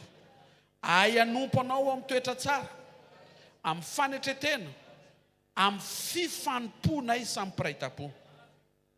Amin'ny anarana maheran'i Jesosy Kristy velona masina sy manan-kery avy any Nazareta. Amen. Amin'ny anaran'i Jesosy. Amen. Tiaka mafitsika ho an-tompo dia andray ny teny apetraka Andriamanitra ny ambavampanopony indray amin'ny ty takarivo ty. Alleluia. Alléluia. Asitehaka moan'Andriamanitra.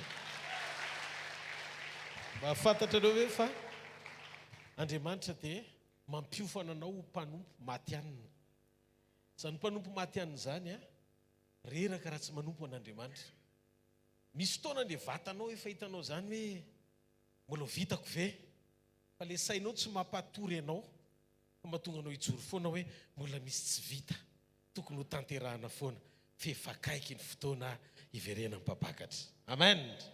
Kandreo ny ariva izay rehetra miandry an' Jesosy Kristy, vonona ny anompo an' Jesosy Kristy, androso miaraka amin'i Jesosy Kristy, anatanteraka ny sitrapon'Andriamanitra amin'i Jesosy Kristy, aoka izy ity tanana mafy an'Andriamanitra. Mahazo ho toerana tompoko.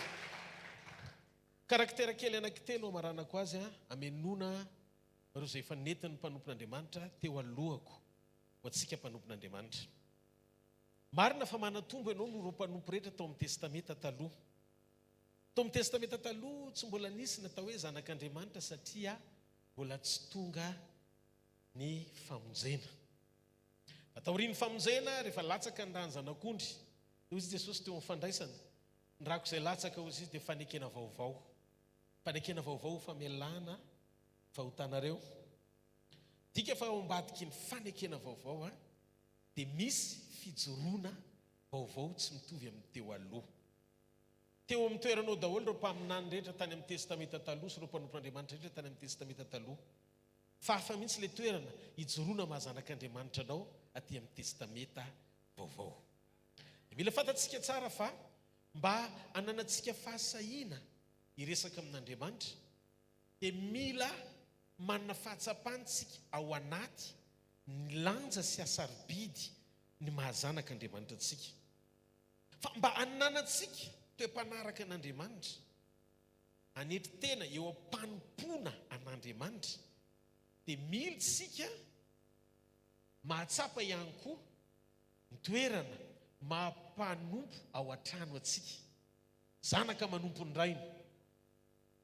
Izany raha misy ny tokony hitandrina bebe kokoa noho ny tany aloha azy dia isika. Satria Andriamanitra efa nanao izay anakekezana atsika ahatonga atsika ao an-trano. Ny mpanompo mbola mila mandondona.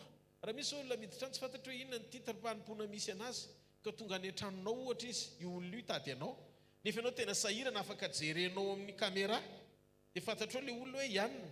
Ka ninona titram-panompona misy azy nefa tena tsy afaka ianao dia tsy voatery hampiditra an'ilay olona. Fa ny zanaka vao miditra ao an-trano tonga dia manana fanalahidy manokatra izy fa tsy mila mandondona satria zay le tombony manokany mahazanak'Andriamanitra anao. No zany aza vela izy olona anankiray hevitra fa tsy afaka ny eona amin'Andriamanitra mivantana ianao raha tsy amin'ny alalany. Amin'ny mahazanak'Andriamanitra anao dia afaka mandeha ao an-tranony ray ianao. Hitanareo, zay ny nahatongavan'i Jesosy. Nahatongavan'i Jesosy tsy hitondra antsika ho any an-danitra aloha fa ny hampiombona antsika amin'ny ray. Za zao tonga eto amin'ity toerana ity tsy jery ny toerana mahafinaritra misy ny tempoly ato, fa nahatongavako ato zao ny pasteur be deaibe zay vory ato. Olona ny hatongavanao an-trano fa tsy lokon-drindrina na rideau. Dia ohatr'izay koa Jesosy tsy misy makao amin'ny ray, ao amin'ny ray aloha afa-tsy amin'ny alalako ho Jesosy. Noho izany nahatongavan'i Jesosy hampiombona antsika amin'ny ray fa tsy hitondra antsika ao an-danitra aloha. Any amin'izay toerana misy ny ray no misy antsika. Raha ny an-danitra izy dia antsika. Raha androany moa ny ray misafidy hoe ho any amin'ny elo izy dia makany amin'izay misy azy sika. Satria ny ray no antony. Hampiombona antsika amin'ny ray no antony nahatongavan'i Jesosy fa tsy dia tonga antsika ao an-danitra aloha. Mila fantatsika zany fa ny fiarahantsika amin'Andriamanitra tsy fanantenana ny zavatra hain'Andriamanitra atao fa fiombonana amin'Andriamanitra mpanao ny zavatra rehetra tsy maharetehaka ao an'Andriamanitra. Mba fantatrareo, ny olona anankiray miteny hoe tandremo sao dia tsy makany an-danitra eo, ohatran'ilay olona hoe sao dia tsy ambinina eo. Ny ositra ohatra zany koa, ositra fanomezana avy amin'Andriamanitra, avy amin'ny hetsika ny fanamasina. Tsy hoe tonga antsika ho voaositra be no mahatonga antsika mivavaka 7 andro 7 alina ampitomboy ny ositra, ampitomboy ny ositra. Mitombo azy ny ositra rehefa tsara ny fiombonana amin'Andriamanitra. Nafinaritra ny fanoharana etin'ny pasteur Jao tamin'ny maraina hoe ny station à connaissance de communion na fiombonana amin'Andriamanitra.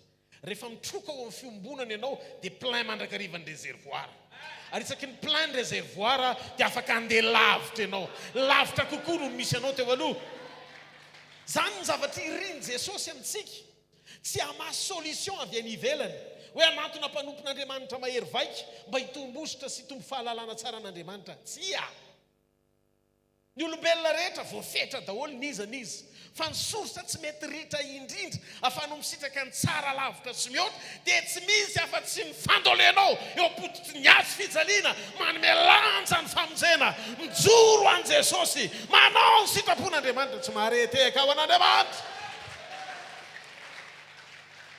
marina fa tsika ao amin'ny sekoilon'ny fiainana natao hiain'ny hafa ihany koa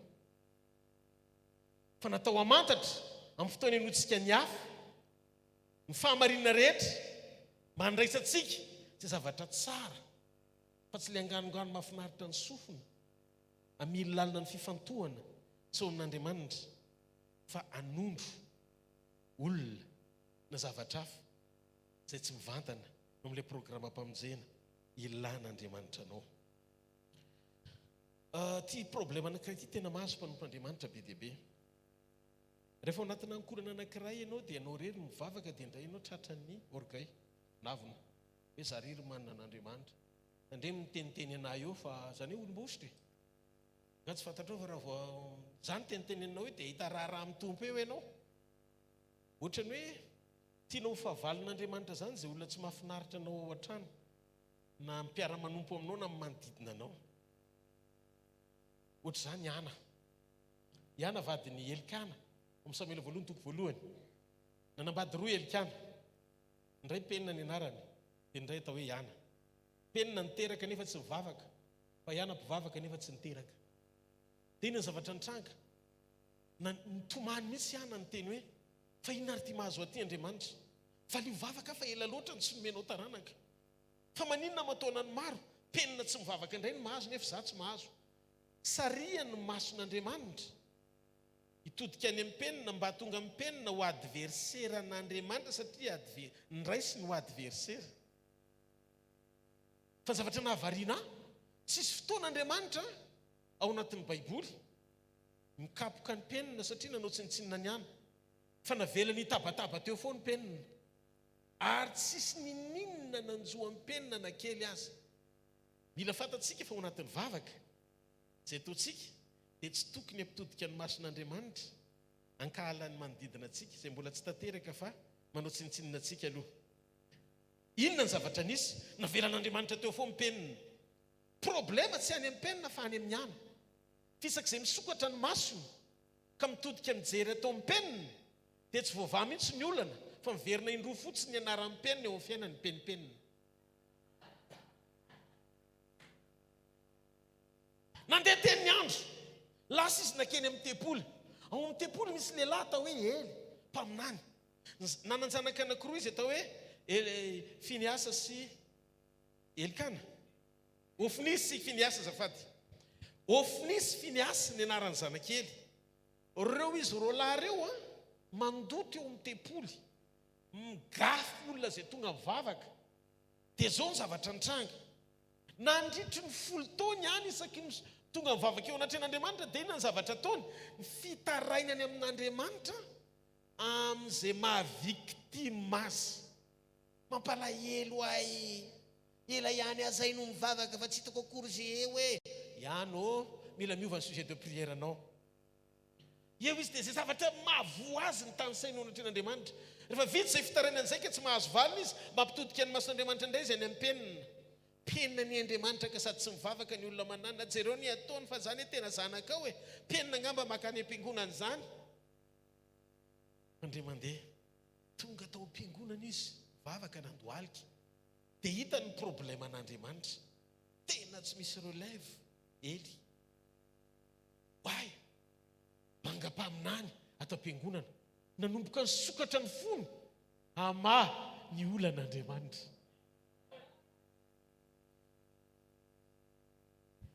asa tonga eto am-piangonana ka ao anaty fanompona no mitaraina hitady valiny amin'ny mason'Andriamanitra hitsetranao amin'ny fahavoazanao fa tongavy eto am-piangonana mivavaka amin'Andriamanitra, manompo an'Andriamanitra, mangata amin'Andriamanitra, ny masompananao hisokatra amin'izay fahabangana ilana posta hidiranao sy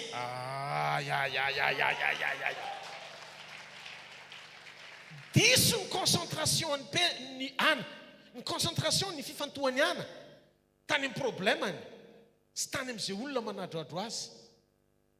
Fa rehefa nanomboka ny sokatra ny masom-panahy ny fantoka tany amin'Andriamanitra sy ny zavatra ilaina, nanomboka nitsangana amin'izay Andriamanitra. Niova ny sujet de prière-ny, tsy sujet penina tsony tao hoe mafy be ny peninako, ny fanaintainako amin'ny ataon'ny tiramatoty, fa nanomboka nandohalika izy dia niteny hoe Jehovah Andriamanitra raha omenao zazalahy dia ho naziritatra any amboaka izy satsioka sikareza ny lohany, fa ho atolotra anao raha adika raha omenao zazalahy dia omeko mpaminany ianao.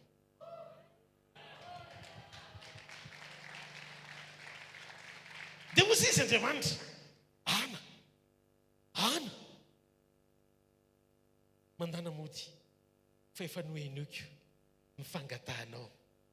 Ny 20 taona nataonta tsy hoe za akory ny tsy te hamaly vavaka, fa ny fifantohanao mihitsy ny diso lalana. Mivavaka ao diso lalana, vavaky ny olona mitaraina mampitanondrika ahy eto an-tany fotsiny. Mila zanaka ianao, mila fahasalamana ianao, mila arena, mila vola, mila miavaka, mila olona tonga ambony, mila olona mahita avity eto an-tany ihany.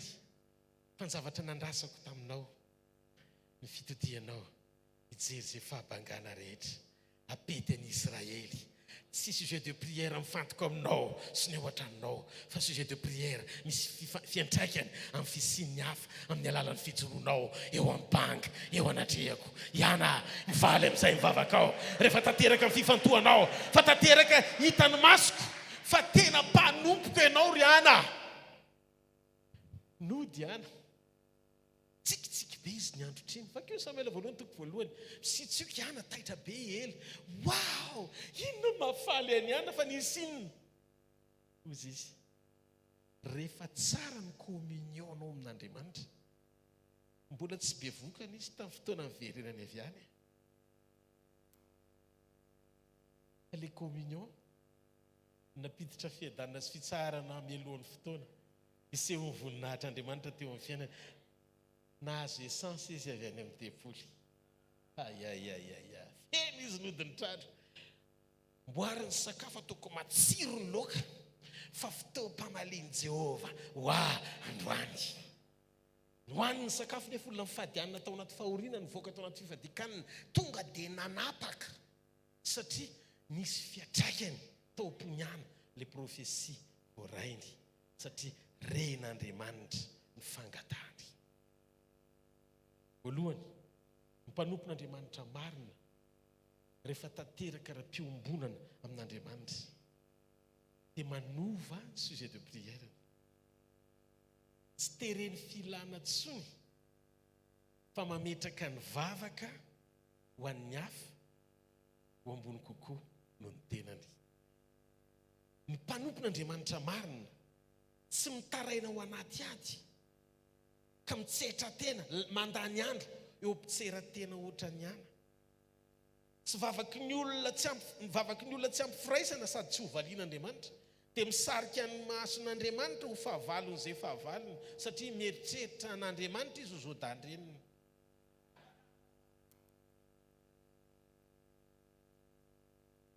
Andriamanitra tsy taitra amin'izay verinao fa ho fahavalo.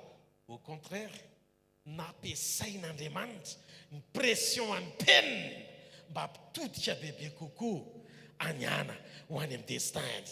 Teteny aminao fa tsy izay fanoherana rehetra korona avy amin'ny devoly, fa misy fanoherana velan'Andriamanitra hitranga ho fiainan'ny mpanompon'Andriamanitra hanosika anao ho any amin'ny dingana tsara lavitra kokoa no nisy anao teo aloha.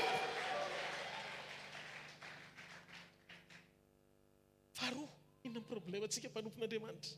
Faharoa, misy zavatra anankiray faharoa ilayntsika fantarina. Indraindray tiatsika ho fantatra daholo ny fitondran'Andriamanitra. Nisy fotoany Moïse, Jesosy iresaka mikasika momba Mosesy, tsy hoe mosesy no enoina fa azo resahana mosesy ho tandindo ny zavatra ho avy. Resaka momba ny fanompony mosesy. Nidin'Andriamanitra dia niteny tamin'ny mosesy izy, o izy reko ny fitarainan'ny oloko any Egypte, aniraka anao andeha hanafaka azy. Dia ndana ozy izy teneno any amin'ny Farao, avoainy oloko hanompo ahy. Andriamanitra zany eka tsy mahay mandahateny. Dozy Andriamanitra rehefa maniraka anao azy asosoka amin'ny problemanao, fa izy nanao vavanao nandray adinitsika. Fa ao anatin'ny irak'Andriamanitra anankiray tsy voatery ho takatry ny saitsika hampanovy ny atsika, dia misy fotoana miankina amin'ny faneketsika hanao an'le izy tsisy keskilia et comment, tsisy hoe ahoana sy na maninona no ahatonga an'Andriamanitra hiasa sy hamotsitra ny vavany eny am-pandehanana. Mety efa tao anatin'ny kontin'Andriamanitra eo amin'ny fotoana itenenany dia mety ny vavany. Fa misy fotoana ianao tena zava andeha renana dia ahoana zany? Za zao afaka mety manontany ny pasteur Nalson, mety afaka miteny aminy azy zao manontany azy hoe taminao nanamboatra n'ity toerany sy nametraka an'le vina voalohany tsy tonga dia misy finansy mangeza be, nanao sura amin'izany fa ohatrany misy fotoana mandalo miatrika kely zany dia mandroso indray, miatrika kely dia mandroso. Fa rehefa tao anatin'ny fony ny finiavana mipetraka etsy aloha le vision satria napetraka Andriamanitra ho mifanatanterahana an'izay hoe fahafahana mahazo toeran'izay, dia misokatra tsy kelikely eny ny lalana mandrapatanteraka izay zavatra rehetra ny ilaina ahatonga antsika mianakavy azo aina ato anatiny androany. Dia ohatr'izay koa aza asiana fanazavana ny toeram-panompona misy ianao. Misy fotoana Andriamanitra miteny hoe mandana teneny Farao, ny mosesy ny problema ny nazavainy, zany ange tsy mahay miteny. Toy izy Andriamanitra fa izy nanao ny vavan'ny olona. Dia avy amin'izay izy rehefa nandà, dia zay Andriamanitra vao nitady olona. Ao anaty fandavana Andriamanitra tsy afa manoatra fa tsy maintsy mitady olona izy hanampy anao amin'izay zavatra nandavanao azy. Zay no Andriamanitra tsy mba manery situation zany Andriamanitra. Manaja ny safidin'ny olona hatramin'ny farany izy. Ny safidinao raha tianao ho fantatra dia manana hery ambony lavitra mihoatra noho ny fanamasina. Manana hery mihoatra lavitra noho ny fanamasina ao anatinao, te hiasa mahery ao anatinao, ny lanja ny safidy sy ny fanapakevitra omponao, fa miaino ny fanapakevitra ao daholo. Ny tontolo ara-panahy rehetra ho afaka mireazira manao na inona eo amin'ny fiainanao, na avy amin'Andriamanitra ny fanahy zany, na avy amin'ilay ratsy zany fanahy zany. Ora sy Arona nitazona ny tanan'i Mosesy, reraka ry zareo, nitindry zareo mba Mosesy sady ampiasaina mampisaraka ranomasina mena, zany zao ny asa fanompona mahafinaritra. Dia naniry Ora sy Arona, raha mba izany eo amin'ny toeran'ny Mosesy, mahafinaritra rangany fampiasan'Andriamanitra nyity mpanompony ity. Raha zany ohatran'io fa zao tsy maninona to an'le sora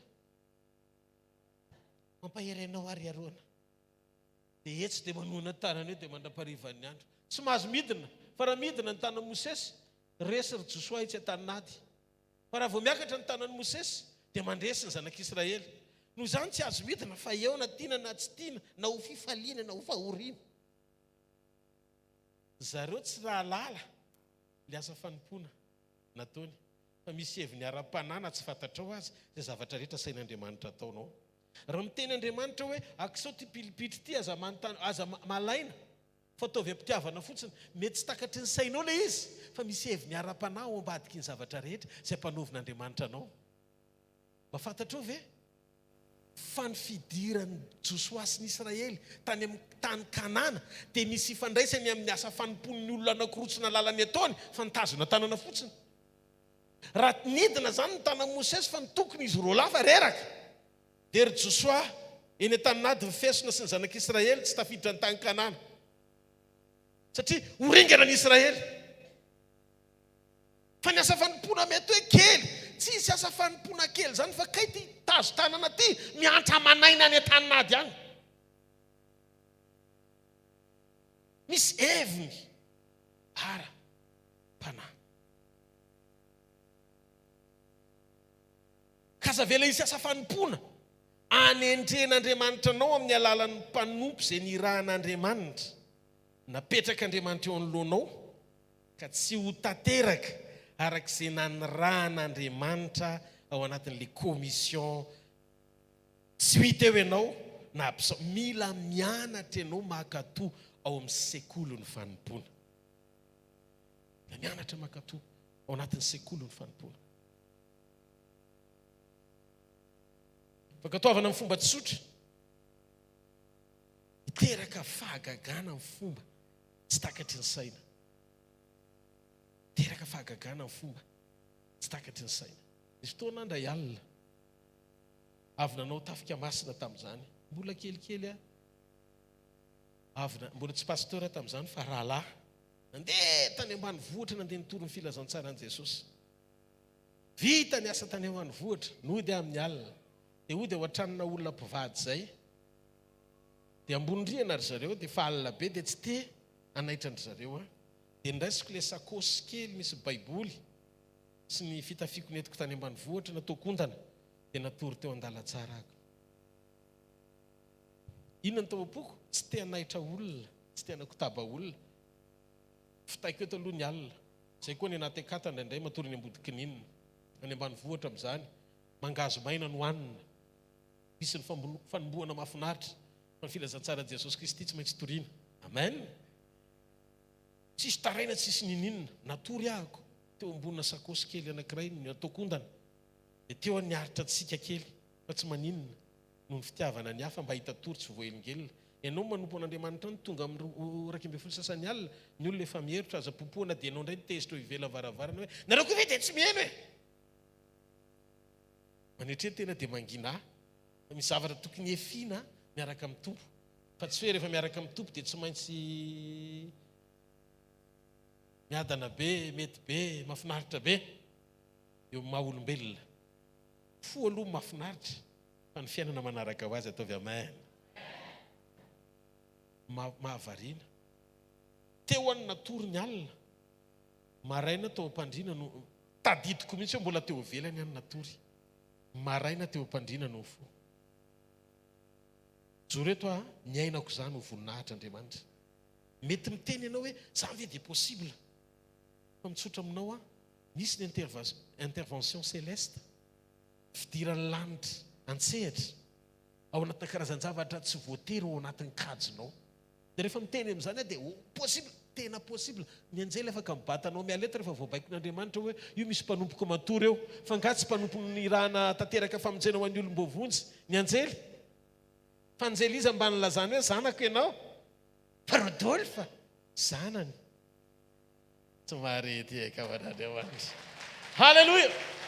Misy zavatra tsy voatery ao anatin'ny vavakao fa heveran'Andriamanitra anao rehefa mifonao ny anomponao an'Andriamanitra. Tamin'izany fotoana izany mandeha zay 200 kilometatra mandeha tongotra mitory filazantsara, voto ny tapitongotra matory eny ambodina kininina. Fa lasa ry miaramila mandrosoa izao Kristy kapiteny mialohanao. Lasa mitory ny filazantsara ny Jesosy Kristy. Tonga avy any ianao nona satria tsy tondra kitapom-batsy. Nona, teny efa nona be vita le asa. Dia misy mpamboly voatabia. Eo amin'ilay mpamboly voatabia, mitory teny amin'ilay mpanao voatabia, tena mipepaka daholo ilay mpamboly voatabia rehetra. Hitoriana mikasika mba fanjakan'Andriamanitra. Dia ny ao anatin'ny fo, raha misy voatabia telo fotsiny natorahana azy eto, dia velinaina amin'ny mpanompon'i Jehovah. Tsy nisy, nefa ianao tsy asaina mangataka. Sady tsy mahazo mangataka, tsy mahazo miangavy voatabia fa manimba ny filazantsara, fa miaritra anohanana ny dikany. Nandeha ngamba ataoko hoe 100 mètres niala teo amin'ny toerana io, dia nisy vodikiny izay natsiaro tena hoe reraka be, dia ohatra nakasofla anankiray dia tsy natsiaro tena safotry ny anohanana noho ny filazantsara. Sangana avy eo tsy nametsiny an'Andriamanitra fa nisaotra an'Andriamanitra, fa verina ny haiko tao ren'ilay fahasafoana. Ka eo anatin'ilay safotra ianao anohanana, rehefa mitsangana ianao dia miheny hery be. Dia lasa nandeha 5 taona taty aoriana nandre pitsika avy amin'ny fanahy masina tena voahodibla tao anatiko tao. Rodolphe, manomboko zao dia tsy orianina zany ntsony ianao sy ny taranaka ao hatramin'izao koa mandrakizay. Dia ozy amaintsy anazy fa maninona ianao no miteny an'izany fa inona no mba nataoko anao? Satria ozy taona nanaovanao tafika masina.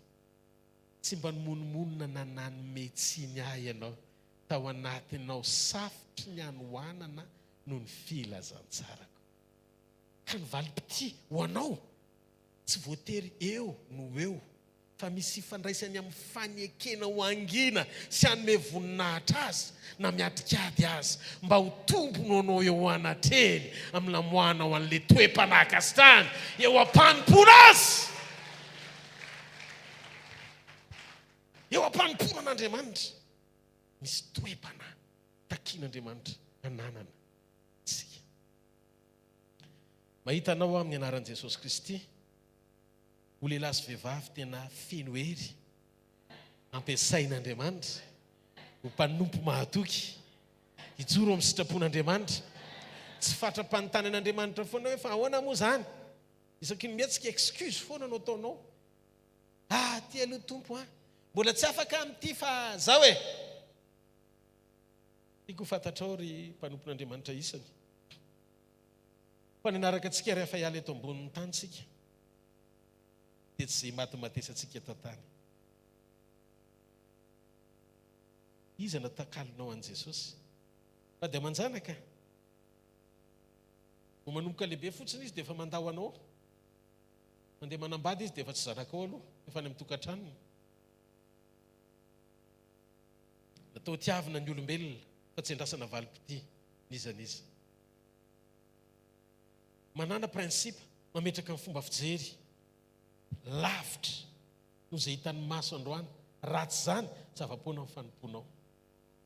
Rehefa mipetraka ny lanjany mandrakizay, rehefa mipetraka ny lanjany ny atao hoe finoana marina an'Andriamanitra ao anaty communion fiombonana amin'Andriamanitra, dia nomboko ho tsapanao fa tsisy ninnininy eto tany ho anao amin'ny fotoana ilanao eto na fanjaitra ray ara.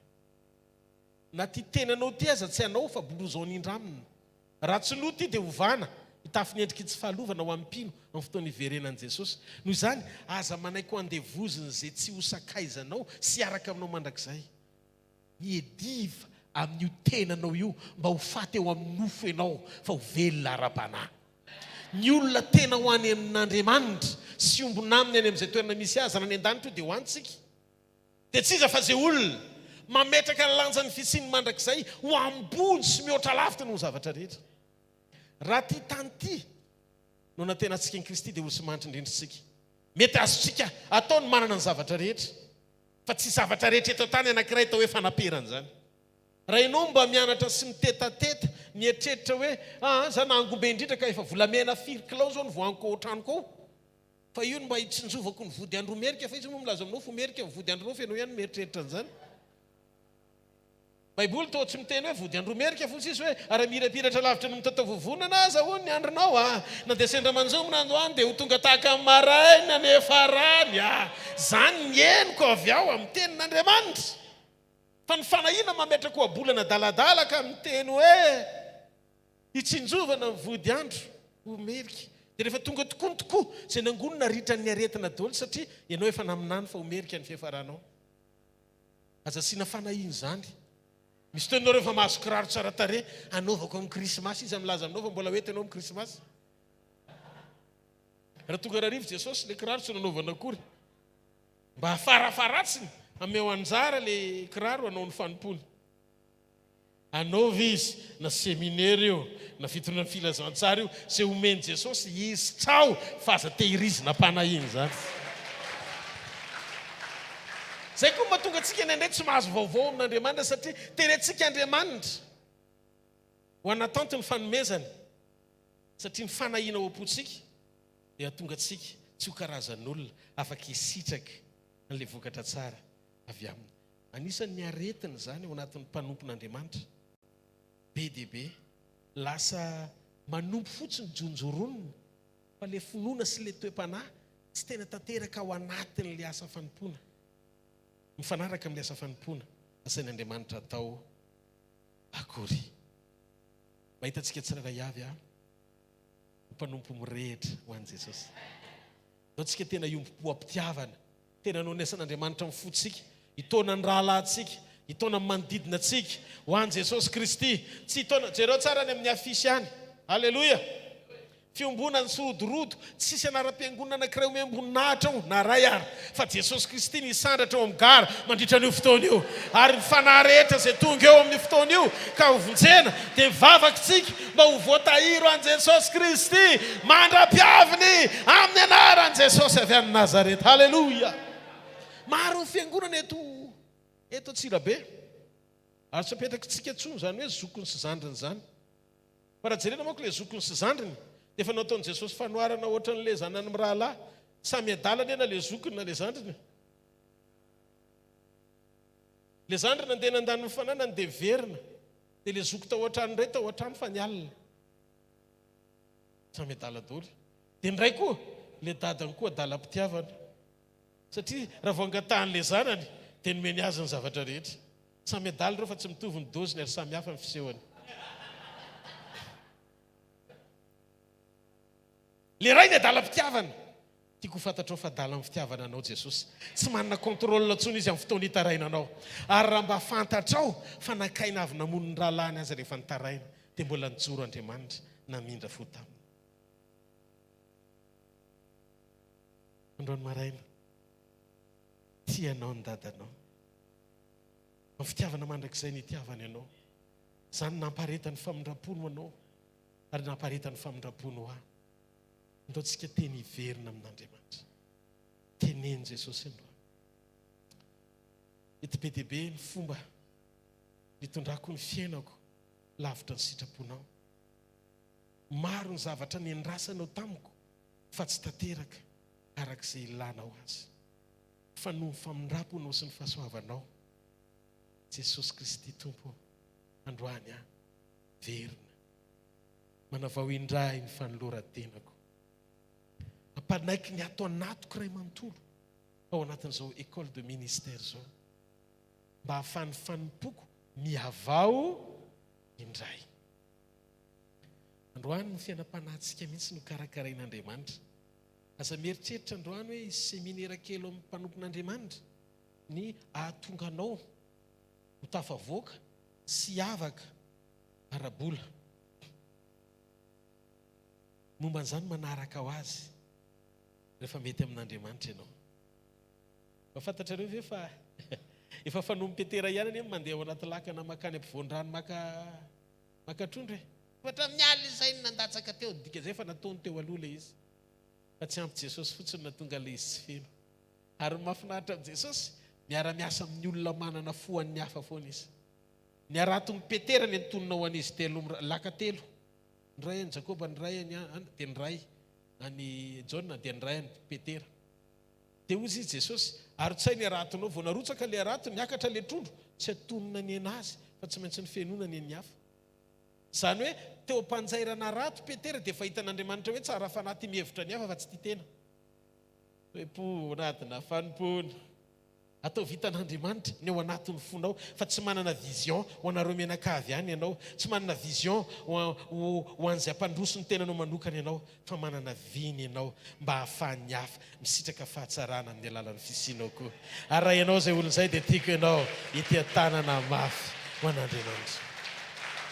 Narefa ny Petera ilay arato, ny ala avy any, dia inona no nataony voalohany? Jakoba, Andrea, avy! Dia niaraka teo, fenony anazy, fenony an'izy roa lahy. Dia lasy Petera ny akohaka teo tongotra Jesosy. Melamiko fa olomeloka e.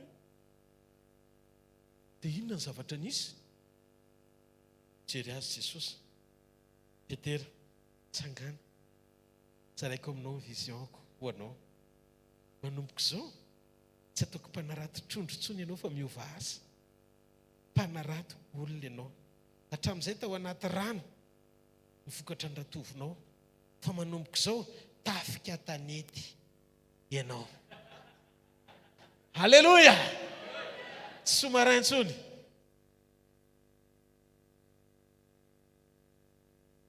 Tsaky Petera, dia jereo tsara ny farany izy ny 120. le trondro be dia be nalaindry zareo miaraka amin'ny arato sy ny lakana adininy teo fosy izy baiboly laso izy nanaraka an' Jesosy. Hitanao zay mifanena tena mifanena amin'i Jesosy dia manadino ny fahatsarana hafa rehetra fa tonga dia manaraka azy hatramin'ny farany.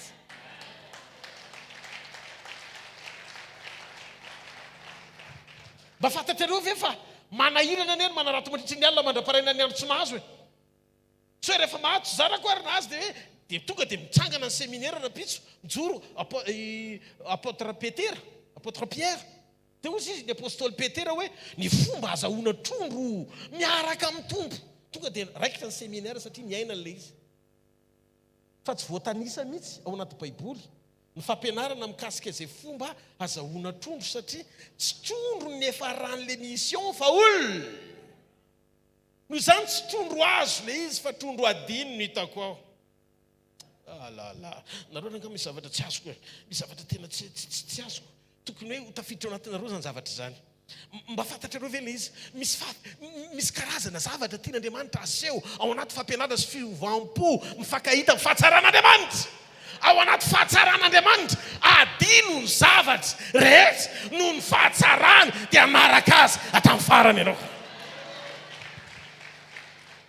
Fa matoa mbola misy vesatra hoentinao eo anatreny akoatra ny fahatsarany mbola tsy tena niona taminy ianao. Ny olona tena miona amin'i Jesosy miova fomba fijery adinony afaka io kely pasteur zay teny zay ary adinony izy andininy faraky amby folo amliko toko 5 angamba izy zay namaraka toko 5 le 5 aloha tadidiko toko 5 dia rehefa vita le dia ary izy ireo dia nanadinony lakany sy ny trondrony mba ny aratony fa lasa izy nanaraka an' Jesosy. Marque ça, Luc, elle est, pasteur. Luc 5. Luc 5, 11. Luc 5, 11. C'est déjà que je suis dit, toi.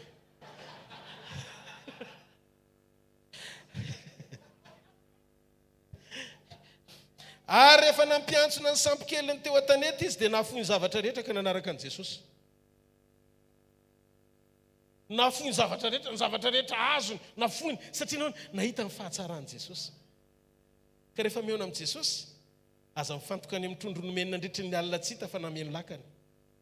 Fa mifankahita amin'ny hery sy ny fahatsarany niona taminao ka miantso anao hoe avy anaraka.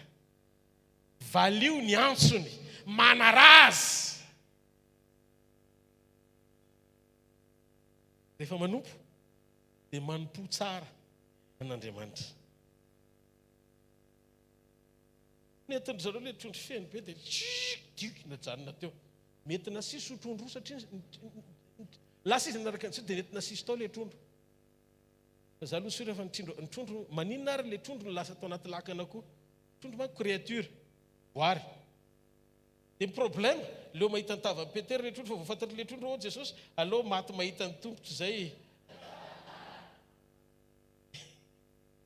Ifanena amin'ny Petera mpanangona. Petera efa mitady andry zareo foana fa Jesosy tsy mpitady andry zareo. Fa vao tonga tao trambokely Jesosy dia ny trondro te hitan'i Jesosy. Dia zavatra katsahany jentilisa fantatra manaraka ho azy rehefa ao Jesosy. Zay mahatonga mifatsakan'Andriamanitra katsahana mialoha dia anaraka ho azy ny zavatra rehetra. Aza mitsiritra tsy tsiritrany izao tontolo izao fa anareo ny zavatra rehetra ao amin'ny Kristy Jesosy. Ndao ity tanana mafy be an'Andriamanitra. Tsy fantatro ny mpiandraikitra malala isany ry pasteur sy mpanompon'Andriamanitra isany izay tonga eto androany hariva. Tsy fantatro hoe ahoana ny fomba nandraisantsika ny teny hatramin'ny maraina mandrak'androany. Fa matery ny foko dia zao ndao tsy kiverina amin'Andriamanitra. Ndao tsy kiverina amin'Andriamanitra. Ny olona nantsoiny Paoly tao Roma tsy ndresaka tamin'ny jentilisa izy fa rahalahy. Amin'ny Romana toko 12 manomboka amin'ny andiny voalohany. Romana toko 12 ny andiny voalohany. Vetivety rehefa hita dia vakitsika amin'ny anaran'i Jesosy. Zao nivaky ny teny amin'ny anaran'i Jesosy. Koa amin'izany mangataka aminareo ry rahalahy noho ny famindrampon'Andriamanitra mba hatolotra reo ny tenanareo ho fanatitra velona masina sitraka Andriamanitra. Dia fanimpom-panafa fanimpom-pivavahana koa mety ataonareo zany. Andao atolotritsika ny fiainantsika miresaha ianao amin'Andriamanitra, mitsangana eo amin'ny toerana misy ianao. Izay mampahazo ainanao tsy maninona. Raha mandoalika mampahazo ainanao dia mandole. Raha mijoro mampahazo ainanao dia mijoro. Raha mipetraka mampahazo ainanao dia mipetra. Fa ny fonao ty kokonekte amin'Andriamanitra amin'ity androandroany ity. Mitenena amin'Andriamanitra amin'izao fotoana izao. Mifona Tompo amin'ny zavatra rehetra. Hoentiko eto anatrihanao ny tenako amin'ny fahazahara-panompona. Zatra loatra manompo Andriamanitra. Zatra mandeha amin'izay mahafinaritra ny saiko sy ny foko. Nandray rehefa tsy atao ny sitrapoko dia tsy faly aho. Nandray rehefa misy tsy enona ny hevitro dia manohatra mandra-pahoviana no hitoerany fanahy fakatoavana anao ato anatiko. Mangataka aminao Andriamanitra. Diovy aho afa-pahotana. Sasao aho afa-keloko. Raisiko ndranao sarobidy avy latsaka tao Kalvari. Anadio aho amin'ny tsy fahamarinana rehetra. Dioviko ny saiko ny fietreretako amin'ny rano sarobidy mba ahafahako misitraka miaina ny fahatsarana indray androany. Mifona ny amin'ireo tsy fakatoavana, ny amin'ireo tsy fanekena, ny amin'ireo karazan-javatra maro mety miteraka fimonomononana teraka ity nofo mandalo ity. Andriamanitra amin'ny anaran'i Jesosy amin'izao fotoan'izao mandoalika eto anatrihanao. Atolotry ny tenako sy momba manontolo ho fanatitra velona masina sitraka ao indray. Raiso Andriamanitra ny momba rehetra, ny foko, ny ao anatiko, ny fanahiko, ny amiko rehetra. Raiso Andriamanitra. Raiso dia diovy amin'ny rano solatsaka tao Kalvari mba hadio.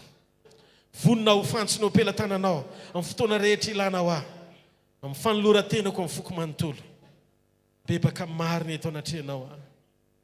Tompo Jesosy io saniny ao anatin'ny foko. Metezany eo arivo. Andray ahy indray sy ampitsoro ahy. Eo amin'ilay programa ilanao aho satria zanakao aho. Mankasitraka raiko mpanao ny lanitra sy ny tany. Fanafeninao anendry sy ny manatsainy izany zavatra izany. Fanasenao any zaza madinika kosa. Amin'ny anaran'i Jesosy. Amen. Mahafantatrareo fanoloran-tena ny rahalahy io. Fanoloran-tena voalohany tsika nandray an'i Jesosy. Izy ao anatsika.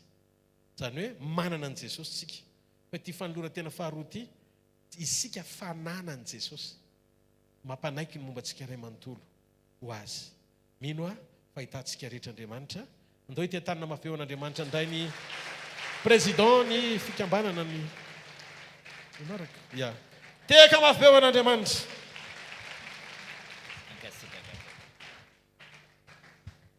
Halleluja. Maza ho toerana tompokoa. Dia miarahabantsika sahady nametrahana an'izay fahamarinana lehibe izay. Halleluja. Inoko fa izay fahamarinana noraisintsika nanomboka maraina mandra-pahatonga an'izao oro izao dia anova indray ny toe-pontsika miseho eo anatrehan'Andriamanitra. Ary mino aho fa na ny afisy na ny banderole izay mipetapetaka any amin'ny fitoriana filazantsara any dia iova noho izay fahamarinana fototra izay dia tsy ivaona itsony any amin'ny laharana faharoa hoe anampo anareo ny zavatra rehetra ny tena zavatra voizina any amin'ny afisy sy ny banderole fa eo amin'ny laharana voaloha hoe katsao aloha ny fanjakan'Andriamanitra sy ny fahamarinany. Alleluia. Toain'Andriamanitra manokantsika. Nodiovin'Andriamanitra ianao androany ary tena nametrahan'Andriamanitra arentsarobedy mba hifotoranao indray ao amin'izany fahamarinana izany. Hifotorantsika sy ianao dia izao hoe itsika ireo indray no ny raha. Alleluia. Itsika ireo indray no ny rahan'Andriamanitra izarany izany. Antsika sy ianao ilay teny hoe dia mandehana ary ka mitoriany filazantsara amin'ny olombelona rehetra. Tsino ny filazantsara fa izay efa nampatsahivina antsika sy ny tombontsika androany. Ary izany fitoriana filazantsara izany dia hitantsika amin'ny vaninandro misy antsika izao fa ilaina ao anatin'izany koa ny famafazana. Dia ho raisiko ilay tenin'Andriamanitra izay nentin'ny mpanompo vavin'Andriamanitra teto tao amin'ny Lioka 10:5-7 dia izao ny voaraiko hoe rehefa miverina izy dia ho nerany be izany. andaontsika tia tananao an'Andriamanitra ny amin'izany. Alleluia. Hitantsika tsara fa itsika manomana asa fitoriana filazantsara lehibe eto amin'ity tanànantsika ity ary ao aorianan'izay dia mbola hitoy hatrany zany asa fitoriana zany dia ilaitsika ao anatin'izany ihany koa ny vola. Dia andao ho raisitsika ny fahamarinan'iny teny iny hoe omany izay rehetra vokatra avy any aminao ary aiza mitsitsy famafazana fa efa nisy nampanantena fa rehefa miverina izy onerany zany. Alleluia. Noho izany omany eny an-tananao ny fanatitra dia hiditra mifanatitra tsika dia ivavaka aloha tsika, izany hoe ivavaka ianao manomana an'izay fanatitra izay dia ao anatin'izay rehefa vita ny vavaka dia hitondra ny fanatitra tsika. Mbola entaniko ihany, ataovy izay azo ny tananao atao mitondra zavatra lehibe mba ahafahantsika manitatra ny asa fitoriana ny filazantsara ny fanjakan'Andriamanitra izay nasiany hotorintsika fa rehefa miverina izy dia onerany zany. Alleluia. Vavaka tsika tompoko.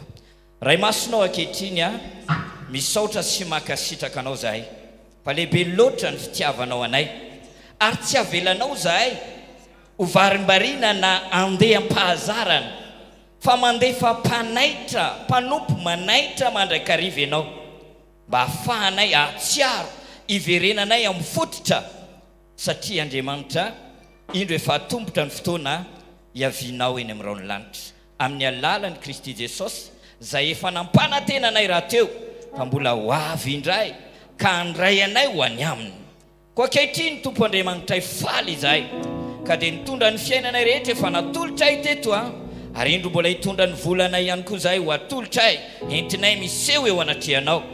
Dia indro Tompo Andriamanitra ho averinay hatrany ho aminao ny dery ny atsy laza mamboninahitra fa mendrika izany loatra ianao Jesosy. O voninahitra ny eo anao Halleluia. Amen. Asaiko ianao zany hitondra ny fanatitra ao araka le efa mahazatra antsika ny fiodinana ao anatin'ity hira izay rahantsika amin'reto mpiteratsika reto tahiny tompo manokana ianao. I'm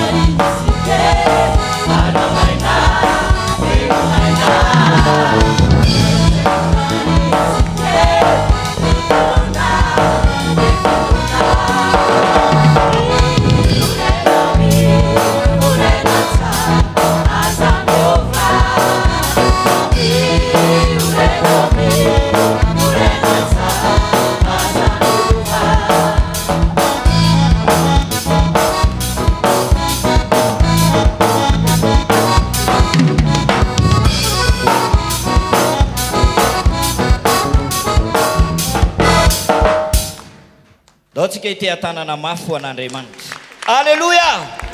Makasitraka indrindra tompoko amin'ny zavatra rehetra, misaotra indrindra ary manantena fa ho tonga fitaovan'Andriamanitra mahery vaika ianao amin'ny asa fanompona rehetrarehetra izay mbola aniran'Andriamanitra anao amin'ny fivanianantsika sy ianao eto amin'ity tontolo ity. Dia manasa manokana ny président ny fiombonana hiakatra ety anoloha.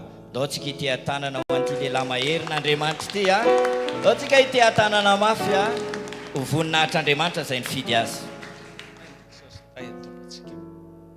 Saotra ny tompo atsika ny amin'izay soa rehetra azotsika androany. Dia filazana kely